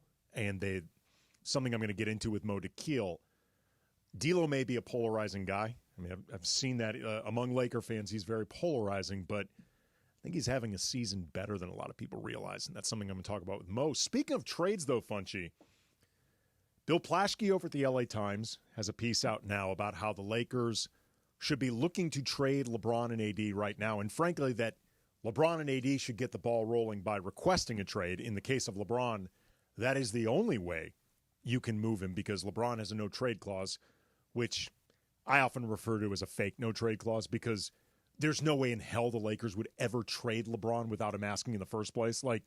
They're not going to sideswipe LeBron where all of a sudden he wakes up one morning and he's going to Charlotte. That's not. All of a sudden you hear he's going to do some shams and stuff. I mean, look, the Lakers are not going to do that to LeBron. There's a better chance that the Lakers will keep giving LeBron 1+1 deals while he's using a walker than sideswiping him with a trade he doesn't want. Putting aside the fact that no team is going to trade for LeBron if they don't think he wants to be there, because that's not a headache you want. But also, Bobby Marks was on with Mason Ireland, correct? Yes, sir. Today, and he was asked about the feasibility of trading LeBron in the first place. He's got a true no-trade clause. Him and Bradley Beal are the only two players in the NBA, so he's got that there. So he calls the shots on any trade. Making trades under this collective bargaining agreement is extremely, extremely difficult. When you have a player making $48, $49 million, it's hard to move that type of contract, because a third of the league either can't take back more money in a trade. In Golden State's one of them. The Lakers are another team, or you can't combine salaries here. I've given this example. I said this to Brian Windhorst. I said, think of it as a Rubik's Cube. Mm-hmm. It looks good on one side and it doesn't fit on the other here. And that's why you're getting third teams in and fourth teams in here. But basically moving forward, I don't care if you're LeBron James or if you're Kevin Durant, moving $48 million in this day and age is extremely, extremely difficult. By the way, shout out to Eric Pincus from Bleacher Report, who covers the NBA and the Lakers. He's like a master of Rubik's cubes. Yeah, I'm not kidding. His articles are awesome. He writes great articles, but he is also for real really good at Rubik's cubes. Okay, no, I've seen. I didn't mean like the Rubik's Cube of figuring this stuff out. Of trades and stuff like that? Although that's what I thought you meant. Okay, you are correct. Eric is actually very good at figuring out. He's a master tradesman. That metaphorical Rubik's Cube of a trade. I mean, I don't know if he still does it, but when I first met Eric back in the day, I was with the LA Times. I don't even remember who Eric was with. Eric used to have like Rubik's Cubes and Rubik's Pyramids and those things with him, and I think just sort of like a clear your head activity or just something to occupy your hands, whatever, occupy your brain. He used to do those all the time. Wow. Like Eric was actually pretty good at them. And he figures it out. Yes. Wow. Yeah. I mean, I'm not going to say that he solves all of them in like 6 moves. I'm just, 6 twists, but Eric could do that. But what's interesting about this, and we'll get back to this after talking with Mo Dakhil, but trading LeBron is exceptionally complicated and difficult, including the say-so LeBron has to give. It's similar to when Kobe demanded a trade way back in the day. Kobe had a no-trade clause. So basically all these deals had to be negotiated between the Lakers, Team X, and Kobe. And if Kobe didn't like who Team X was going to send to the Lakers, he would just nix the deal. That makes it very difficult for LeBron because it's going to be hard to find a team that can throw out almost $50 million in salary that works for the Lakers and also doesn't thin out the team to the point where LeBron would feel like, why am I even going there? It also raises the question, too, of if you are trading LeBron, unless you can get instantly just as good, if not better than you already are, which, again, feels difficult after the pieces that you might get back for LeBron or whatever, then you've got to definitely trade AD. Like, AD's 31. If you're going to be moving LeBron, unless you can maintain status quo, if not get better immediately from that deal for LeBron, you got to trade AD, and you got to just blow the whole thing up, which, again, starts factoring in another $40-ish million of salary that you have to move that mostly gives you expiring money or the ability to be nimble, make more trades, whatever. You're looking to tear this thing down to the studs. That is difficult with $100 million in contracts. And difficult to do in one season, too. Difficult to do in one season. Like, maybe this is ultimately better done in the offseason, but it does raise the question, maybe that's something we can talk about after talking with Mo Dakhil, whether the Lakers have just missed the window, like the maximized window of LeBron and AD. They obviously got one championship, but is the window for getting more still open for the Lakers? And if so, how open? Talk about the where the Lakers stand right now, how good Mo Dakhil thinks they are. That's coming up next. Lakers Talk, ESPN LA 710. Just a reminder, too, whether you are heading to the stadium to cheer on the Lakers or going to watch the game at a friend's house, commit to the Go Safely game plan. If you plan to drink, plan ahead, leave the keys behind, get a sober, designated driver. Still need a sober ride home? You've got options. Use public transit or a ride-hailing service. Stick to the game plan. Whatever you do, don't let yourself or friends land a technical foul by driving impaired. Even the slightest impairment can hinder your ability to drive safely. Celebrate a sober ride home. That is always a win. Friends do not let friends or themselves drive drunk. Go Safely California from the California Office of Traffic Safety and Caltrans. Hey, John Ireland here. Are you going through a life change? Whether you're downsizing, inheriting a home, or ready for a change, Seller's Advantage is here to make selling your home easy. They'll buy it as is with a competitive cash offer. No repairs, no hassle. With Seller's Advantage, you're in control. Close as quickly as you want and do it on your own terms. Check out their reviews online and call for a no-obligation offer at 888-390-AS-IS. That's 888-390-2747 or visit sellersadvantage.com. Hey, it's Mace. You have never experienced anything like Cosm. Trust me, it will blow your mind, and you can experience the Emirates NBA Cup like never before. NBA action in immersive shared reality. Every assist and dunk and buzzer beater comes to life on Cosm's immense 8K plus wraparound display. Use our exclusive discount code ESPNLA. Get 20% off any NBA event in November. Get your tickets now at Cosm.com. That's COSM.com.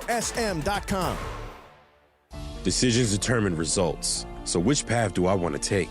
Help people in need or stand on the sidelines watching? Worry about how to pay for school or have my education paid for? Push myself and learn new skills or stay the same? My decision is to serve part-time with the Army National Guard, and my results will be life-changing. What will you decide? Go to NationalGuard.com to learn more about part-time service. Sponsored by the California Army National Guard. Aired by the California Broadcasters. Score a win with Amazon Pickup, the MVP of package pickup options. Amazon Pickup is a convenient and secure way to collect your Amazon packages from locations that are near you. This season, keep your holiday gifts a surprise when you choose to pick up from Amazon Locker or Counter. Whether you're hustling between home, work, or your usual game day spots, grab your packages on your schedule. Amazon Pickup is the worry-free option for the times when home delivery isn't ideal. To find your nearest Amazon Pickup location, go to Amazon.com/pickupMVP. That's Amazon.com/pickupMVP. This college football moment is brought to you by ServPro. In 2021, LSU finished with a disappointing 6-7 record. Luckily for them, a new head coach in Chip Kelly and a quarterback from Arizona State, Jaden Daniels, arrived in Baton Rouge. They lead LSU to the 2022 SEC Championship game and defeated Purdue in the Citrus Bowl to finish 10-4. Kelly and Daniels made that 2021 season like it never even happened. ServPro, like it never even happened. Some people just know they could save hundreds on car insurance by checking Allstate first. Like, to check the kickoff time first before showing up at the stadium. What? The slot's full already? Final score of today's game. You said kickoff was at 3. It was last week. That's not how it works, Bob. Yeah, checking first is smart. So check Allstate first for a quote that could save you hundreds. You're in good hands with Allstate. Savings vary. Subject to terms, conditions, and availability. Allstate Fire and Casualty Insurance Company and Affiliates, Northbrook, Illinois. All the latest surrounding the Lake Show, right here on Lakers Talk with Andy Kamenetzky. No LeBron, no problem. AD put the squad on his back last night, dropping 30 points and 10 boards on the Blazers. Here's D'Angelo Russell, double team, gets it to Anthony Davis, who drives right down Main Street, dunks it, and draws a foul. Other guys had to step up. Rui stepped up. D'Lo stepped up. Guys know how to step up when we have a guy like Bron out. The guys took on a challenge tonight, and they did what they were supposed to do. Did their job, so it was a team effort tonight. Lakers Talk is presented by Hoag Orthopedic Institute. When pain keeps you from doing what you love, Hoag Orthopedic Institute gets you back to you. Visit HoagOrthopedicInstitute.com to get the help you need today. Now back to Lakers Talk with Andy Kamenetzky.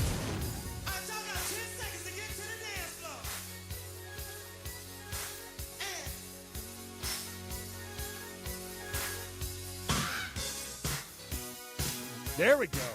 Lakers Talk, Andy Kamenetzky, ESPN 710. Funchy always knows what's needed to pick me up when we are in the second hour. Losing my voice a little bit. A little more stay, a little time. And also, a little bit of time with my buddy Mo Dakhil. He is a writer for Bleacher Report. He is a former video coordinator for the Clippers and the Suns. And just great basketball mind and also just a great all-around dude. Mo, how are you? I'm fantastic, Andy. How are you doing? It's been a long time. It has been a while. I mean, you've been a traveling man. You've been I hope I'm allowed to say it, a betrothed man. Yes. So, you're allowed to say that. and my biggest worry is to say something like that and then find out like 2 weeks later it fell apart, and then all of a sudden it turned super, super awkward. But it seemed like it was a great time. It seemed like you went on a very long, well-deserved honeymoon. The Lakers, in the meantime, are hoping they're taking a little bit of a vacation right now from games. They only have 3 between now and December 19th, an unusual break in the action for this time of year. They're 13-11. What do you make of this team, what you've seen so far? I look at them and I just think this is the Laker team I kind of was expecting. A little bit frustrated with just how bad they are defensively. And I think there's a lot of issues when you watch them and just they don't have the personnel to be good defensively. I will say this, and I want to be a little bit positive too. This has been I'm very impressed with J.J. Redick as a coach. I think offensively, I love what he's doing with the team. I love how he has them running sets and moving and cutting, and they're in different little sets, and they organize things, and they work their way, and then they're in a Spain pick and roll, and it's a lot of great stuff offensively that they're doing. But Andy, man, the defense is just such a problem, and it's so frustrating when you watch it. It kind of just like I'm like, man, like JJ's doing great on one side of the court, and I don't know if I don't know if I can blame him on the other side of the court. I just don't know if they have the horses for it. Well, is there anything different? We're talking with Mo Dakhil from Bleacher Report, former video coordinator for the Clippers and the Suns. Is there anything you are seeing, like acknowledging the personnel? I mean, the personnel issues are pretty obvious. They've got one two-way player in Anthony Davis. That's pretty much it. And a couple of guys who are, I think, decent perimeter defenders and stuff, but they don't have defensive personnel. That being acknowledged, though, is there anything that you're seeing that you would approach differently than what you think Redick has been doing so far? I think it's so hard. First, I mean, now, like you talked about at the beginning of this with the break, that there is time to actually sort of tighten up things and talk over, you know, the defense and the offense and the slippage and where we need to clean things up. I think, you know, for me, the most important thing is getting everybody on the same page and making sure everybody understands the coverages. You know, the game that they lost, you know, to Atlanta, there was 3 or 4 different breakdowns where Gabe Vincent and Anthony Davis are in the different pick and roll coverages, including the last play that leads to Trae Young getting a wide open 3. Like, I think those are the things that you need to kind of just make sure everybody's on the same page. Like, that's got to be the starting point defensively, because so much of defense, people hate it when you say, like, defense is effort or whatnot, but team defense is trust. It's trusting that your teammates are going to be there, rotate for you. Trusting that when I do my job and I rotate for this guy on the weak side is going to drop down and take my guy. And that kind of creates that whole thing. And as soon as one guy doesn't do it, the trust starts to erode and it becomes a problem. And then you run out of those, you know, eventually comes to a situation where the guy's like, I'm not going to rotate because you're not going to rotate and cover my guy. And my guy's going to score and I'm going to get in trouble. So I think there's a lot of things where you got to work on defensively. Even if you're not talented defensively, you still got to make the rotations and try to be in the right spots. Well, I mean, J.J. Redick made a career out of it. That was his defense. Just be in the right spots. He wasn't a defender. Okay. With that in mind, it just sort of hit me. Were you a video coordinator specifically for J.J. Redick when he was playing? I was. My last year with the Clippers was his first year with the Clippers, so I do have a little bit of cross paths with JJ a little bit. What was the video scouts' take on JJ Redick? Both sides of the ball, but specifically the defender. No, I mean the thing is with JJ, like, to his credit, like, he knew where he was supposed to be and he would get there. It's just sometimes he's just not physically there, you know, or he would try to get to those spots. Like, it's just a physical limitation. It wasn't a willingness. It wasn't a lack of knowledge or lack of trust. He would try to get in the spots and try to make plays. I think he was maybe a little bit even. It wasn't like the worst defense. Like, we've had 3-point shooters out there that are worse defenders than JJ, right? Like, there are guys out there where you're just like, okay, like, you didn't feel like, okay, teams would target JJ, but they wouldn't. It wasn't like this is going to absolutely kill us. He can't play for us at the end. You know, we can't have him on the floor type situation. Talking with Mo Dakhil, writer for Bleacher Report, former video coordinator for the Suns, and as we just established, the Clippers when J.J. Redick was one of their players. You were talking before about this good stuff that J.J. has been implementing offensively for the team, and Anthony Davis talked about them rediscovering some identity after last night's win over Portland, even acknowledging it's against a half squad that, frankly, has no real incentive to win, but they felt better about what was going on. I actually think they were in the process of rediscovering some of that against Atlanta on Friday before just botched executions. Along those lines, do you consider what they are doing offensively sustainable, or what they want to do, I should say, sustainable with AD as that hub and the focal point for a whole year? Yeah, because I think that's the plan. I think that has to have been – forget the plan just for this season.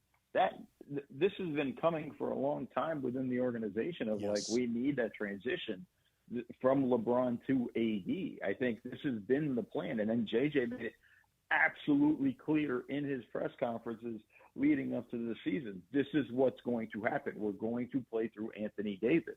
He's going to give us the best chance to win. And to be honest, I have no qualms with their offense. Like, I just love what they're doing. And listen, yeah, I'd like more shooters, but so would everybody else. Like, so would Lakers. You know, it's not it's, you know, like this is, you know, one thing Doc Rivers always said to me was like, he's like, at the end of each season, I always just wished we had more shooters. Like, everybody wants it. But I think in the position that you have, like, I like the things that they're running with this team. I think the stuff that it's been a long time since I felt like the Lakers ran stuff offensively. And I'm not talking like one or two plays, but for the majority of the game are running offense. Whether it's double drags, whether it's we're going to, you know, work it horns into Spain, or we're going to get the ball in the post and run a post split. And like just running action so regularly and guys cutting and moving. It's been a long time, I feel like, since we've seen that. I mean, you know, it's kind of refreshing in what we're getting. So I think offensively it's working, and I think that's not their concern. It's, you know, what we talked about. It's their defense is going to be the problem. The defense is the one thing that, you know, especially transition defense. They gave up 30 transition points to the Hawks, I think it was. It was ridiculous. Like, you have no chance of winning a game if you give up 30 transition basketball points. Well, unfortunately, 30 transition points given up feels like a light day of work for the Lakers defensively. Talking with Mo Dakhil, a writer for Bleacher Report, former video coordinator for the Suns and the Clippers. It's been an interesting Andy, and I need to interrupt you because you're going to get a kick out of this, and you're going to laugh, and everybody's going to understand that I'm a complete idiot. I texted you my bio, and I wrote Suns when I meant Spurs. You know what? I thought the same thing. I was like, I could swear Mo has worked for the Spurs, but I'm like, I'm not going to correct Mo on his own resume. and the funnier thing is because I was on something earlier, and they said Suns, and I'm like, no, it was Spurs. And well, so look, that was in my head. If the Suns happen to be listening right now, you could do a hell of a lot worse than hiring Mo Dakhil. Like, if we can maybe like put this seed in your mind, just like think about it, you could do way, way worse than Mo Dakhil. But okay, former video coordinator for the Clippers and Spurs. San Antonio Spurs. And by the way, this was my fault. I sent Andy the text. Oh, no. I'm throwing Mo under the bus. This is definitely Mo's fault. It was my fault. It's not my fault. But, okay, so this is something I think that's interesting that's been going on with the Lakers offensively. I think they have lost discipline in terms of running their sets, and I think they've gotten more LeBron-centric over the last 10 games for a variety of reasons, I think including LeBron kind of trying to work through some slumps he was experiencing and kind of doing that on company time. But also, and LeBron has alluded to this, and I think you can see it, teams are starting to become familiar with Redick and starting to guard specifically against the stuff that he wants to do. And all of these teams have coaches more experienced at making adjustments than JJ has at adjusting to the adjustments. And this has been going on during a period where the Lakers have been playing a lot of games, have had very little downtime. How hard is it to actually make those adjustments in-game under those type of settings? It's incredibly tough because, you know, here's the thing, you know, like, let's just put it this way. I have the benefit of watching on the TV, which means I can rewind. I can, you know, go look at the video clip and watch it 7 to 8 times to tell you everything that happened on a play. JJ's watching it in real time and at an angle where sometimes he doesn't see everything. And that's every coach. There could be something that he misses and things like that. I think this is the challenge for coaches. This is the hardest part of coaching.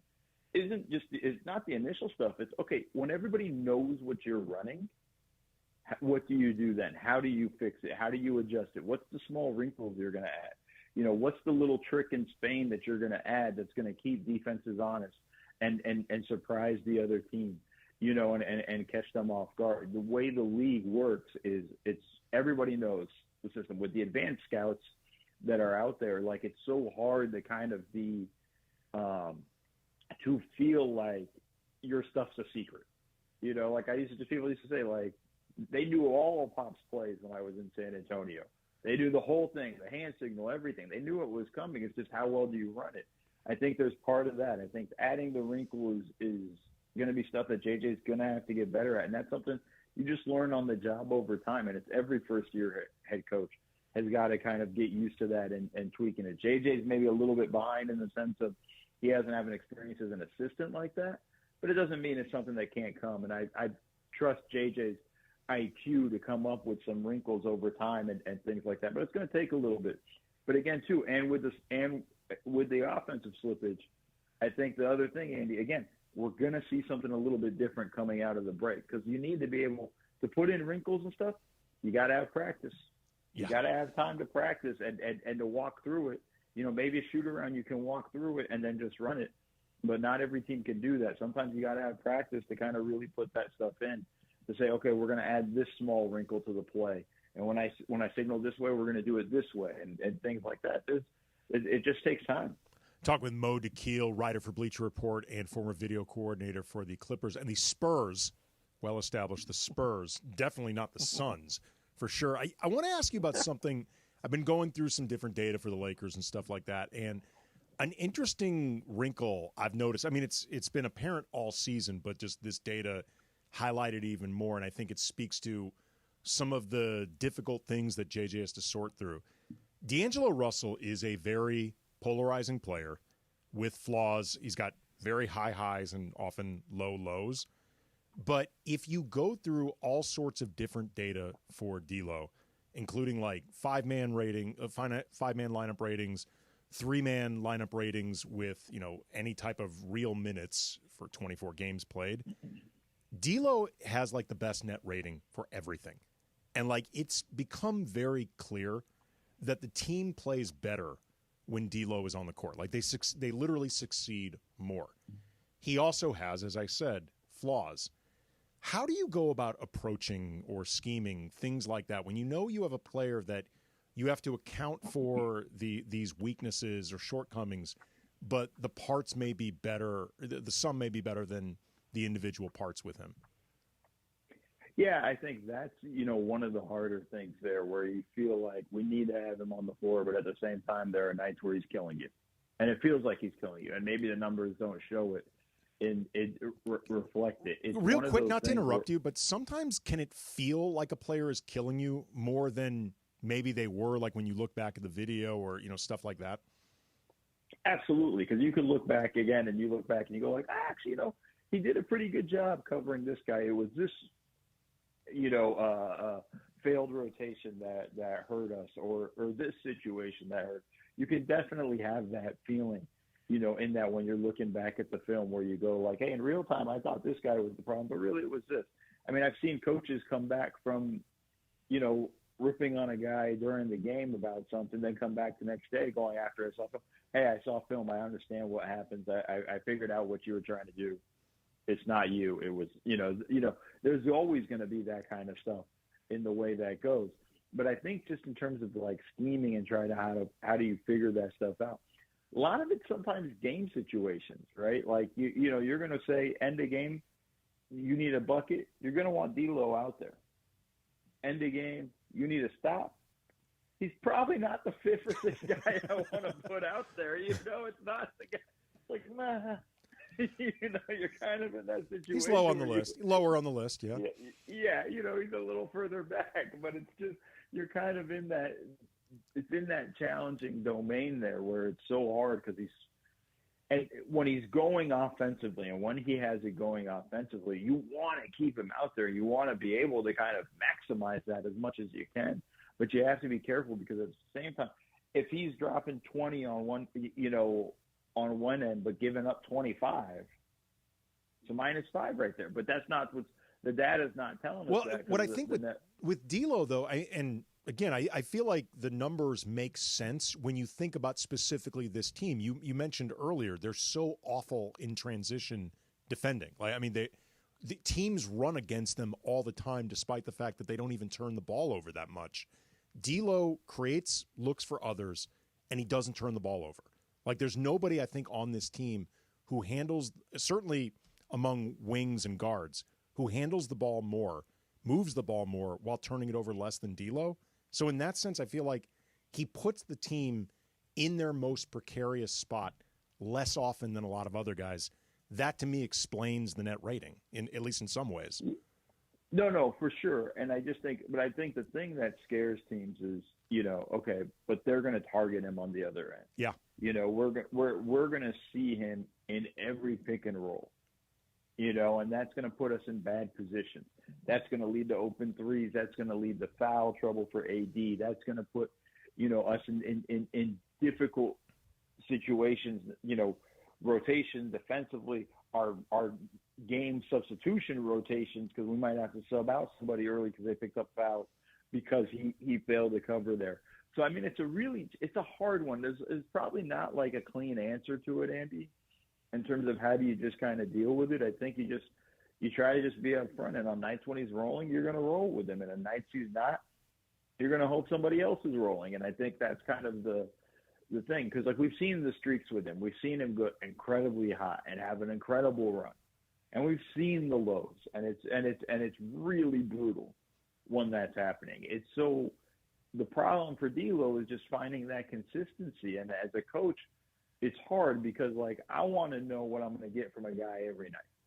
And it's the base, like, what's the baseline I'm going to get from this guy most nights. And with D'Lo, it's such a game of guessing. You're really, as a coach, kind of frustrated almost.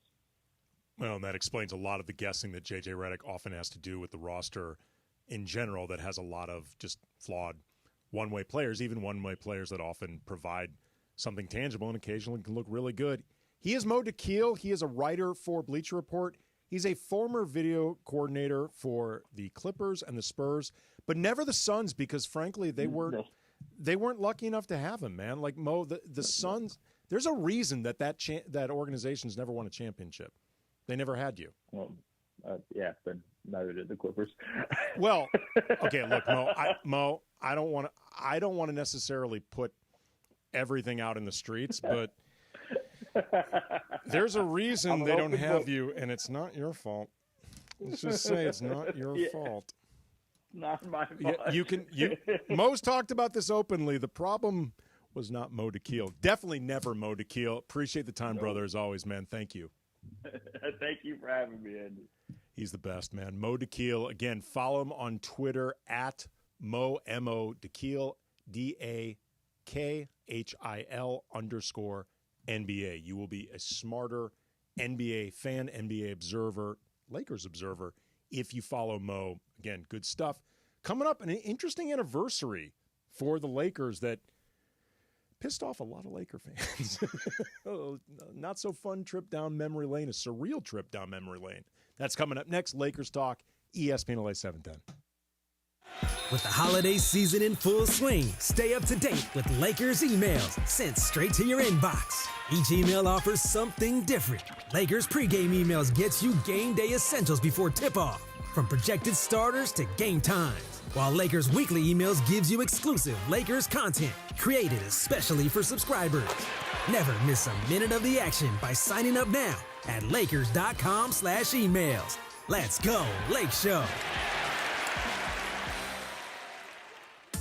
Hey, it's Mace. You have never experienced anything like Cosm. Trust me, it will blow your mind, and you can experience the Emirates NBA Cup like never before. NBA action in immersive shared reality. Every assist and dunk and buzzer beater comes to life on Cosm's immense 8K plus wraparound display. Use our exclusive discount code ESPNLA. Get 20% off any NBA event in November. Get your tickets now at Cosm.com. That's COSM.com.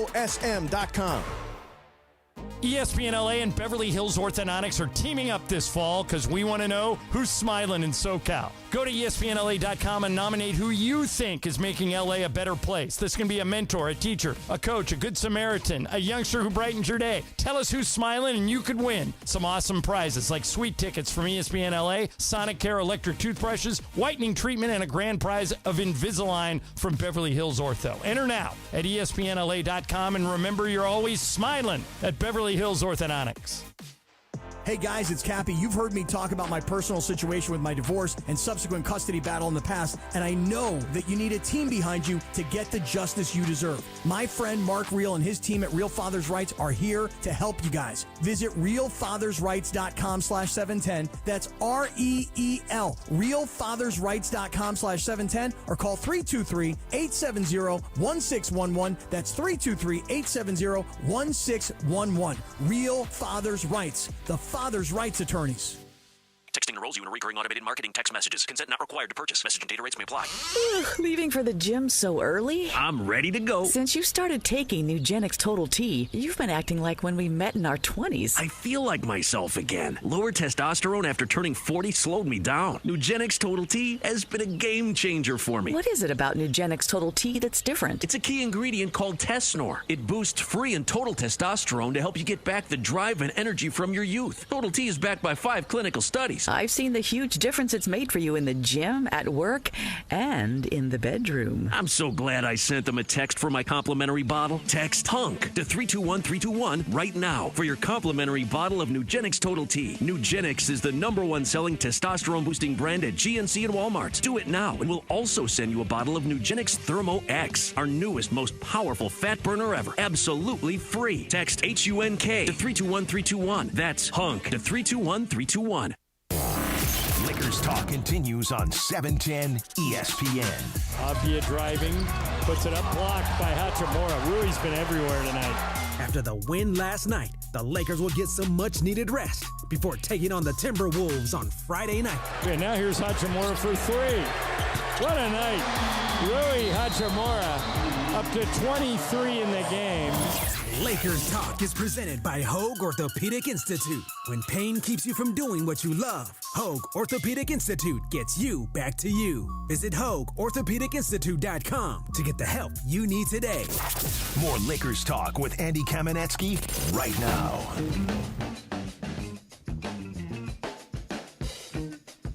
Thanks again to Mo Dakhil from Bleacher Report, former video coordinator for the Spurs and the Clippers, never the Suns. But Funchy, I did look that up. It never said the Suns. He did text to me. It said the Suns. For whatever reason, Mo brain cramped on his own resume. It happens, but again, Mo knows basketball. He knows the game. He does, even if he can't do a simple text. He knows the game, and he's a good dude on top of it. What do the Clippers, Spurs, and Suns have in common, Funchy? Ooh, wow. Man, I mean, I'm sure they had common players, but I don't know. Well, one in particular. Chris Paul. That's right. Chris Paul has played for the Clippers, played for the Suns. He currently plays for the Spurs, and he was once supposed to be a Laker. Almost. Like everybody thought he was going to be a Laker, including, by the way, the Lakers and Chris Paul and Kobe and me, who was writing about this, but it is you just alerted me today, Funchy. It is yesterday. Yesterday, 2011 was the vetoed Chris Paul trade coming out of the lockout. Remember, this was out of the lockout. That was in part this big brouhaha between the players. I forgot about the lockout. Yeah. Oh, yeah. This was that. on the heels of the lockout, and it was going to start in December. The season was going to start in December. Yeah. Remember, this was Christmas. was Mike Brown's first season coaching the Lakers, and his first season was abbreviated because of the lockout, and the lockout had just ended. And remember, this lockout was in part a conflict between players and owners wanting players to be able to dictate terms less in terms of forcing their ability to go wherever, like forcing their ability to go to whatever team particularly trying to force their way to a big market. So the lockout ends, and I think within like 48 hours, the Lakers work out a deal with the Hornets, who at the time, though it was a three-way deal between the Hornets, or the then Hornets. Yes. They were the New Orleans Hornets then, now Charlotte Hornets, now New Orleans Pelicans, but they were then the Hornets and the Rockets. Three-way deal that would have sent Powell to the Rockets. And Lamar too, right? No, Lamar was going to go to New Orleans. That's right. With like Goran Dragic and some other like solid players. I think Luis Scola may have been involved. Yeah, he was involved, yes. Right. And Chris Paul was going to be going to the Lakers, and this was a very transparent precursor to what eventually happened with Dwight Howard coming to L.A. in place of Andrew Bynum. Like this was very obviously setting the stage for a big three of Kobe, Chris Paul, Dwight Howard. Problem is, the then Hornets at the time had no official owner. They were in between official owners. That's right. That's right. The interim owner was essentially the league, a.k.a. David Stern. David Stern heard from many owners, most famously Dan Gilbert, who this got spurned by LeBron because he left Cleveland for Miami. Right, and it ended up getting leaked that, the David Stern at the time said that there wasn't pressure from the owners. He just thought that this was a bad deal for the Hornets, and as caretaker of the Hornets, he had the right to veto this bill, even though whoever, I think Dell Demps maybe, was running the team for yes, it was Dell Demps for New Orleans. He thought it was a good deal. Hornets, the Rockets thought it was a good deal. Lakers thought it was a good deal. Everybody was happy. Right. Except for David Stern, yes, who sir. New Orleans and NBA was his baby. And it was very important to him that the Hornets succeed in New Orleans, that NBA basketball succeed in New Orleans. And also, too, the timing of this, I think, pissed off David Stern because it felt like a double middle finger to a lockout that was all about trying to create more equity between big and smaller markets. Of course, nobody seemed to mind that the eventual solution was Chris Paul going to Los Angeles, which is with the Clippers. That's right. Last I checked, the Clippers were a big market team. Big market. And I, in the meantime, ended up having to write like 4,000 words about this because I wrote about the initial deal for ESPN LA back when the ESPN LosAngeles.com was a thing. I was working there, covering the Lakers, also working at 710. Wrote like 2,000 words in about 3 hours breaking down this deal, then found out that it got negged. Had to write like another 2,000 words in about 3 hours again. It was the equivalent of writing like 3 full-length magazine profiles in like 6 hours.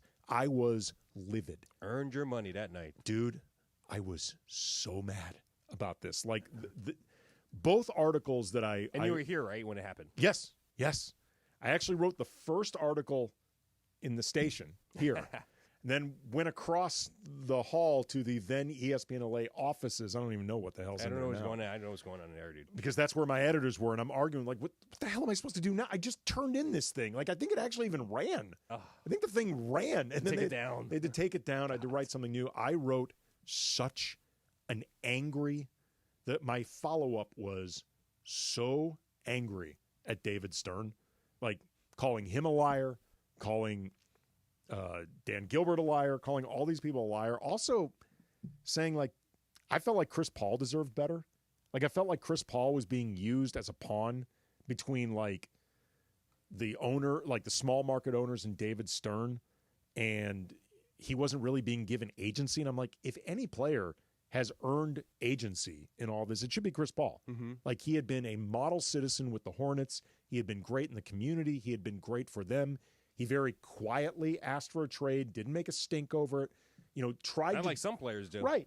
He tried to do right by New Orleans. Totally changed the trajectory of the NBA. Totally. Yes. I mean, there is such a sliding doors because if the Lakers have Chris Paul, they never make the trade for Steve Nash, which was an absolute disaster.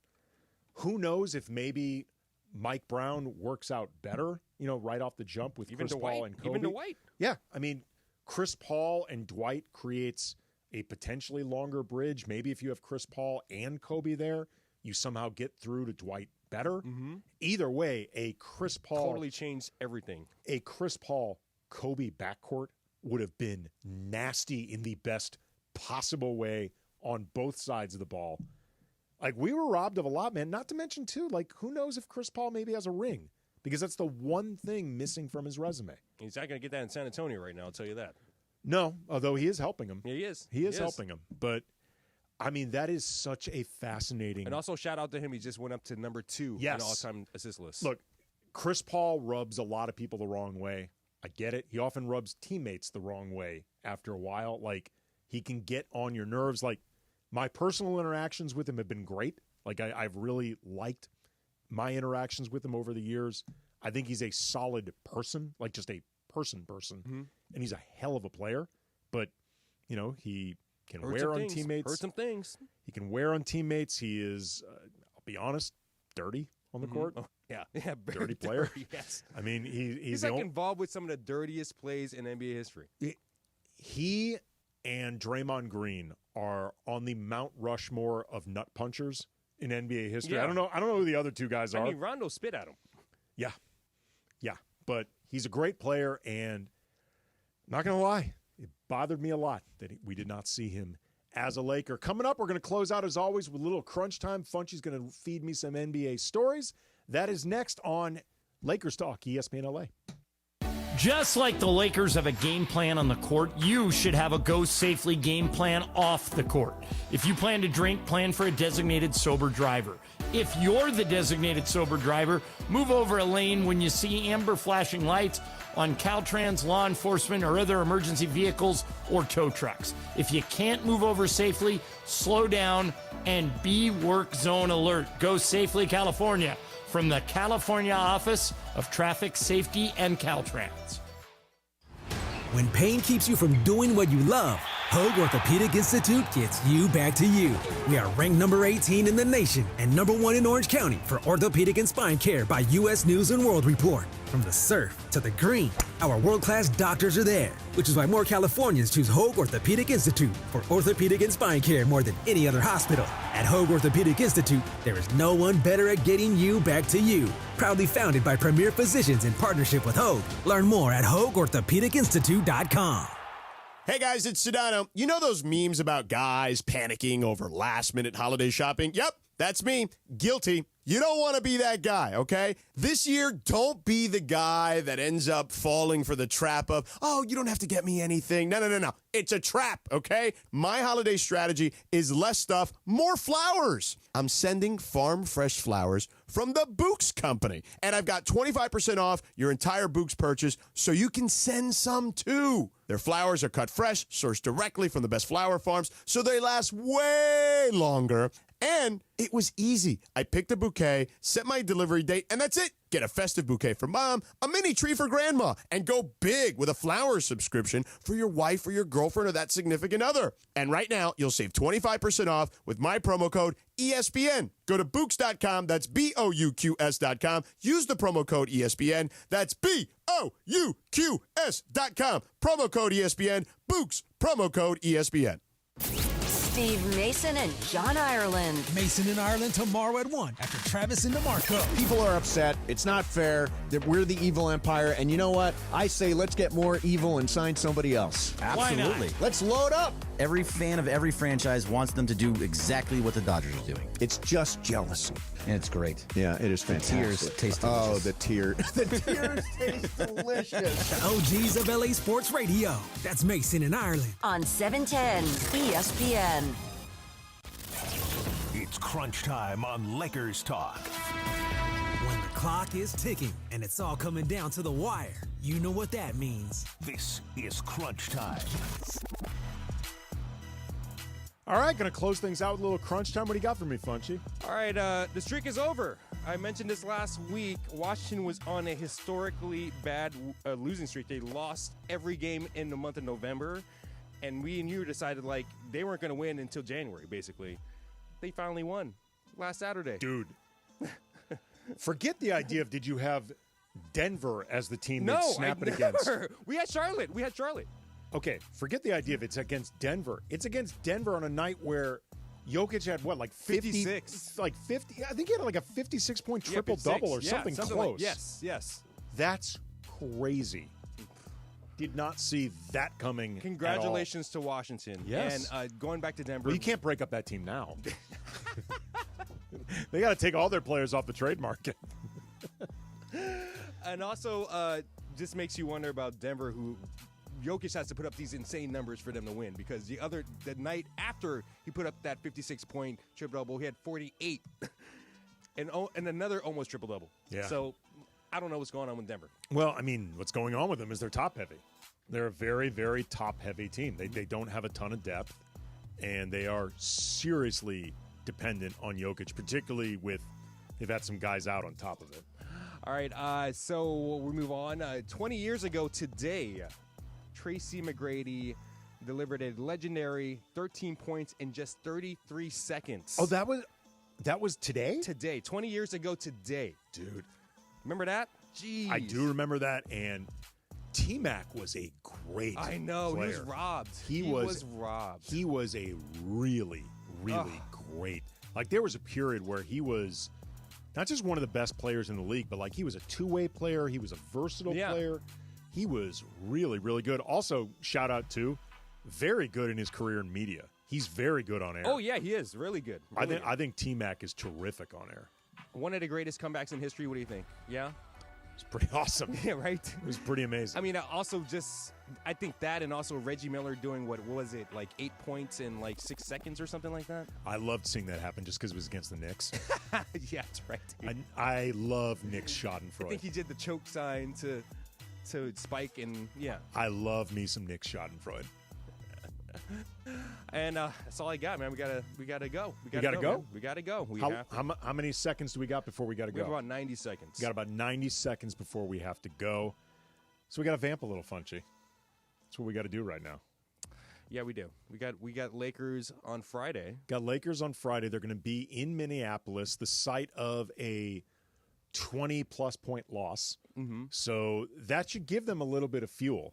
And especially, too, with a few days off and at least one practice, if nothing else, maybe they can gauge what progress was made or was not made from that time off, how much it helped them physically, mentally, schematically, all of it.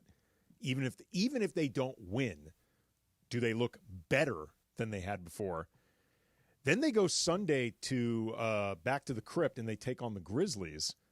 And they're looking good lately. They are looking really good lately. And they're still kind of like injured a little bit, but still they're balling. Well, look, man, it has become easy to forget because the last couple of years have seen a lot of Grizzlies injuries, and also Ja waves arms around all the different stuff. Oh, yeah. But Ja's dad, too. They're really good. They're really good. Ja, it's interesting. Ja's not dunking these days. He has said I saw a dunk the other night, but he's not dunking a lot like he was before. Right, and he said that he's concerned about injury. So he is looking to, develop more of a jump shot, and also, too, if nothing else, just become a better finisher without dunking. So we'll see how the Lakers look this coming week. We will be back next week, Monday.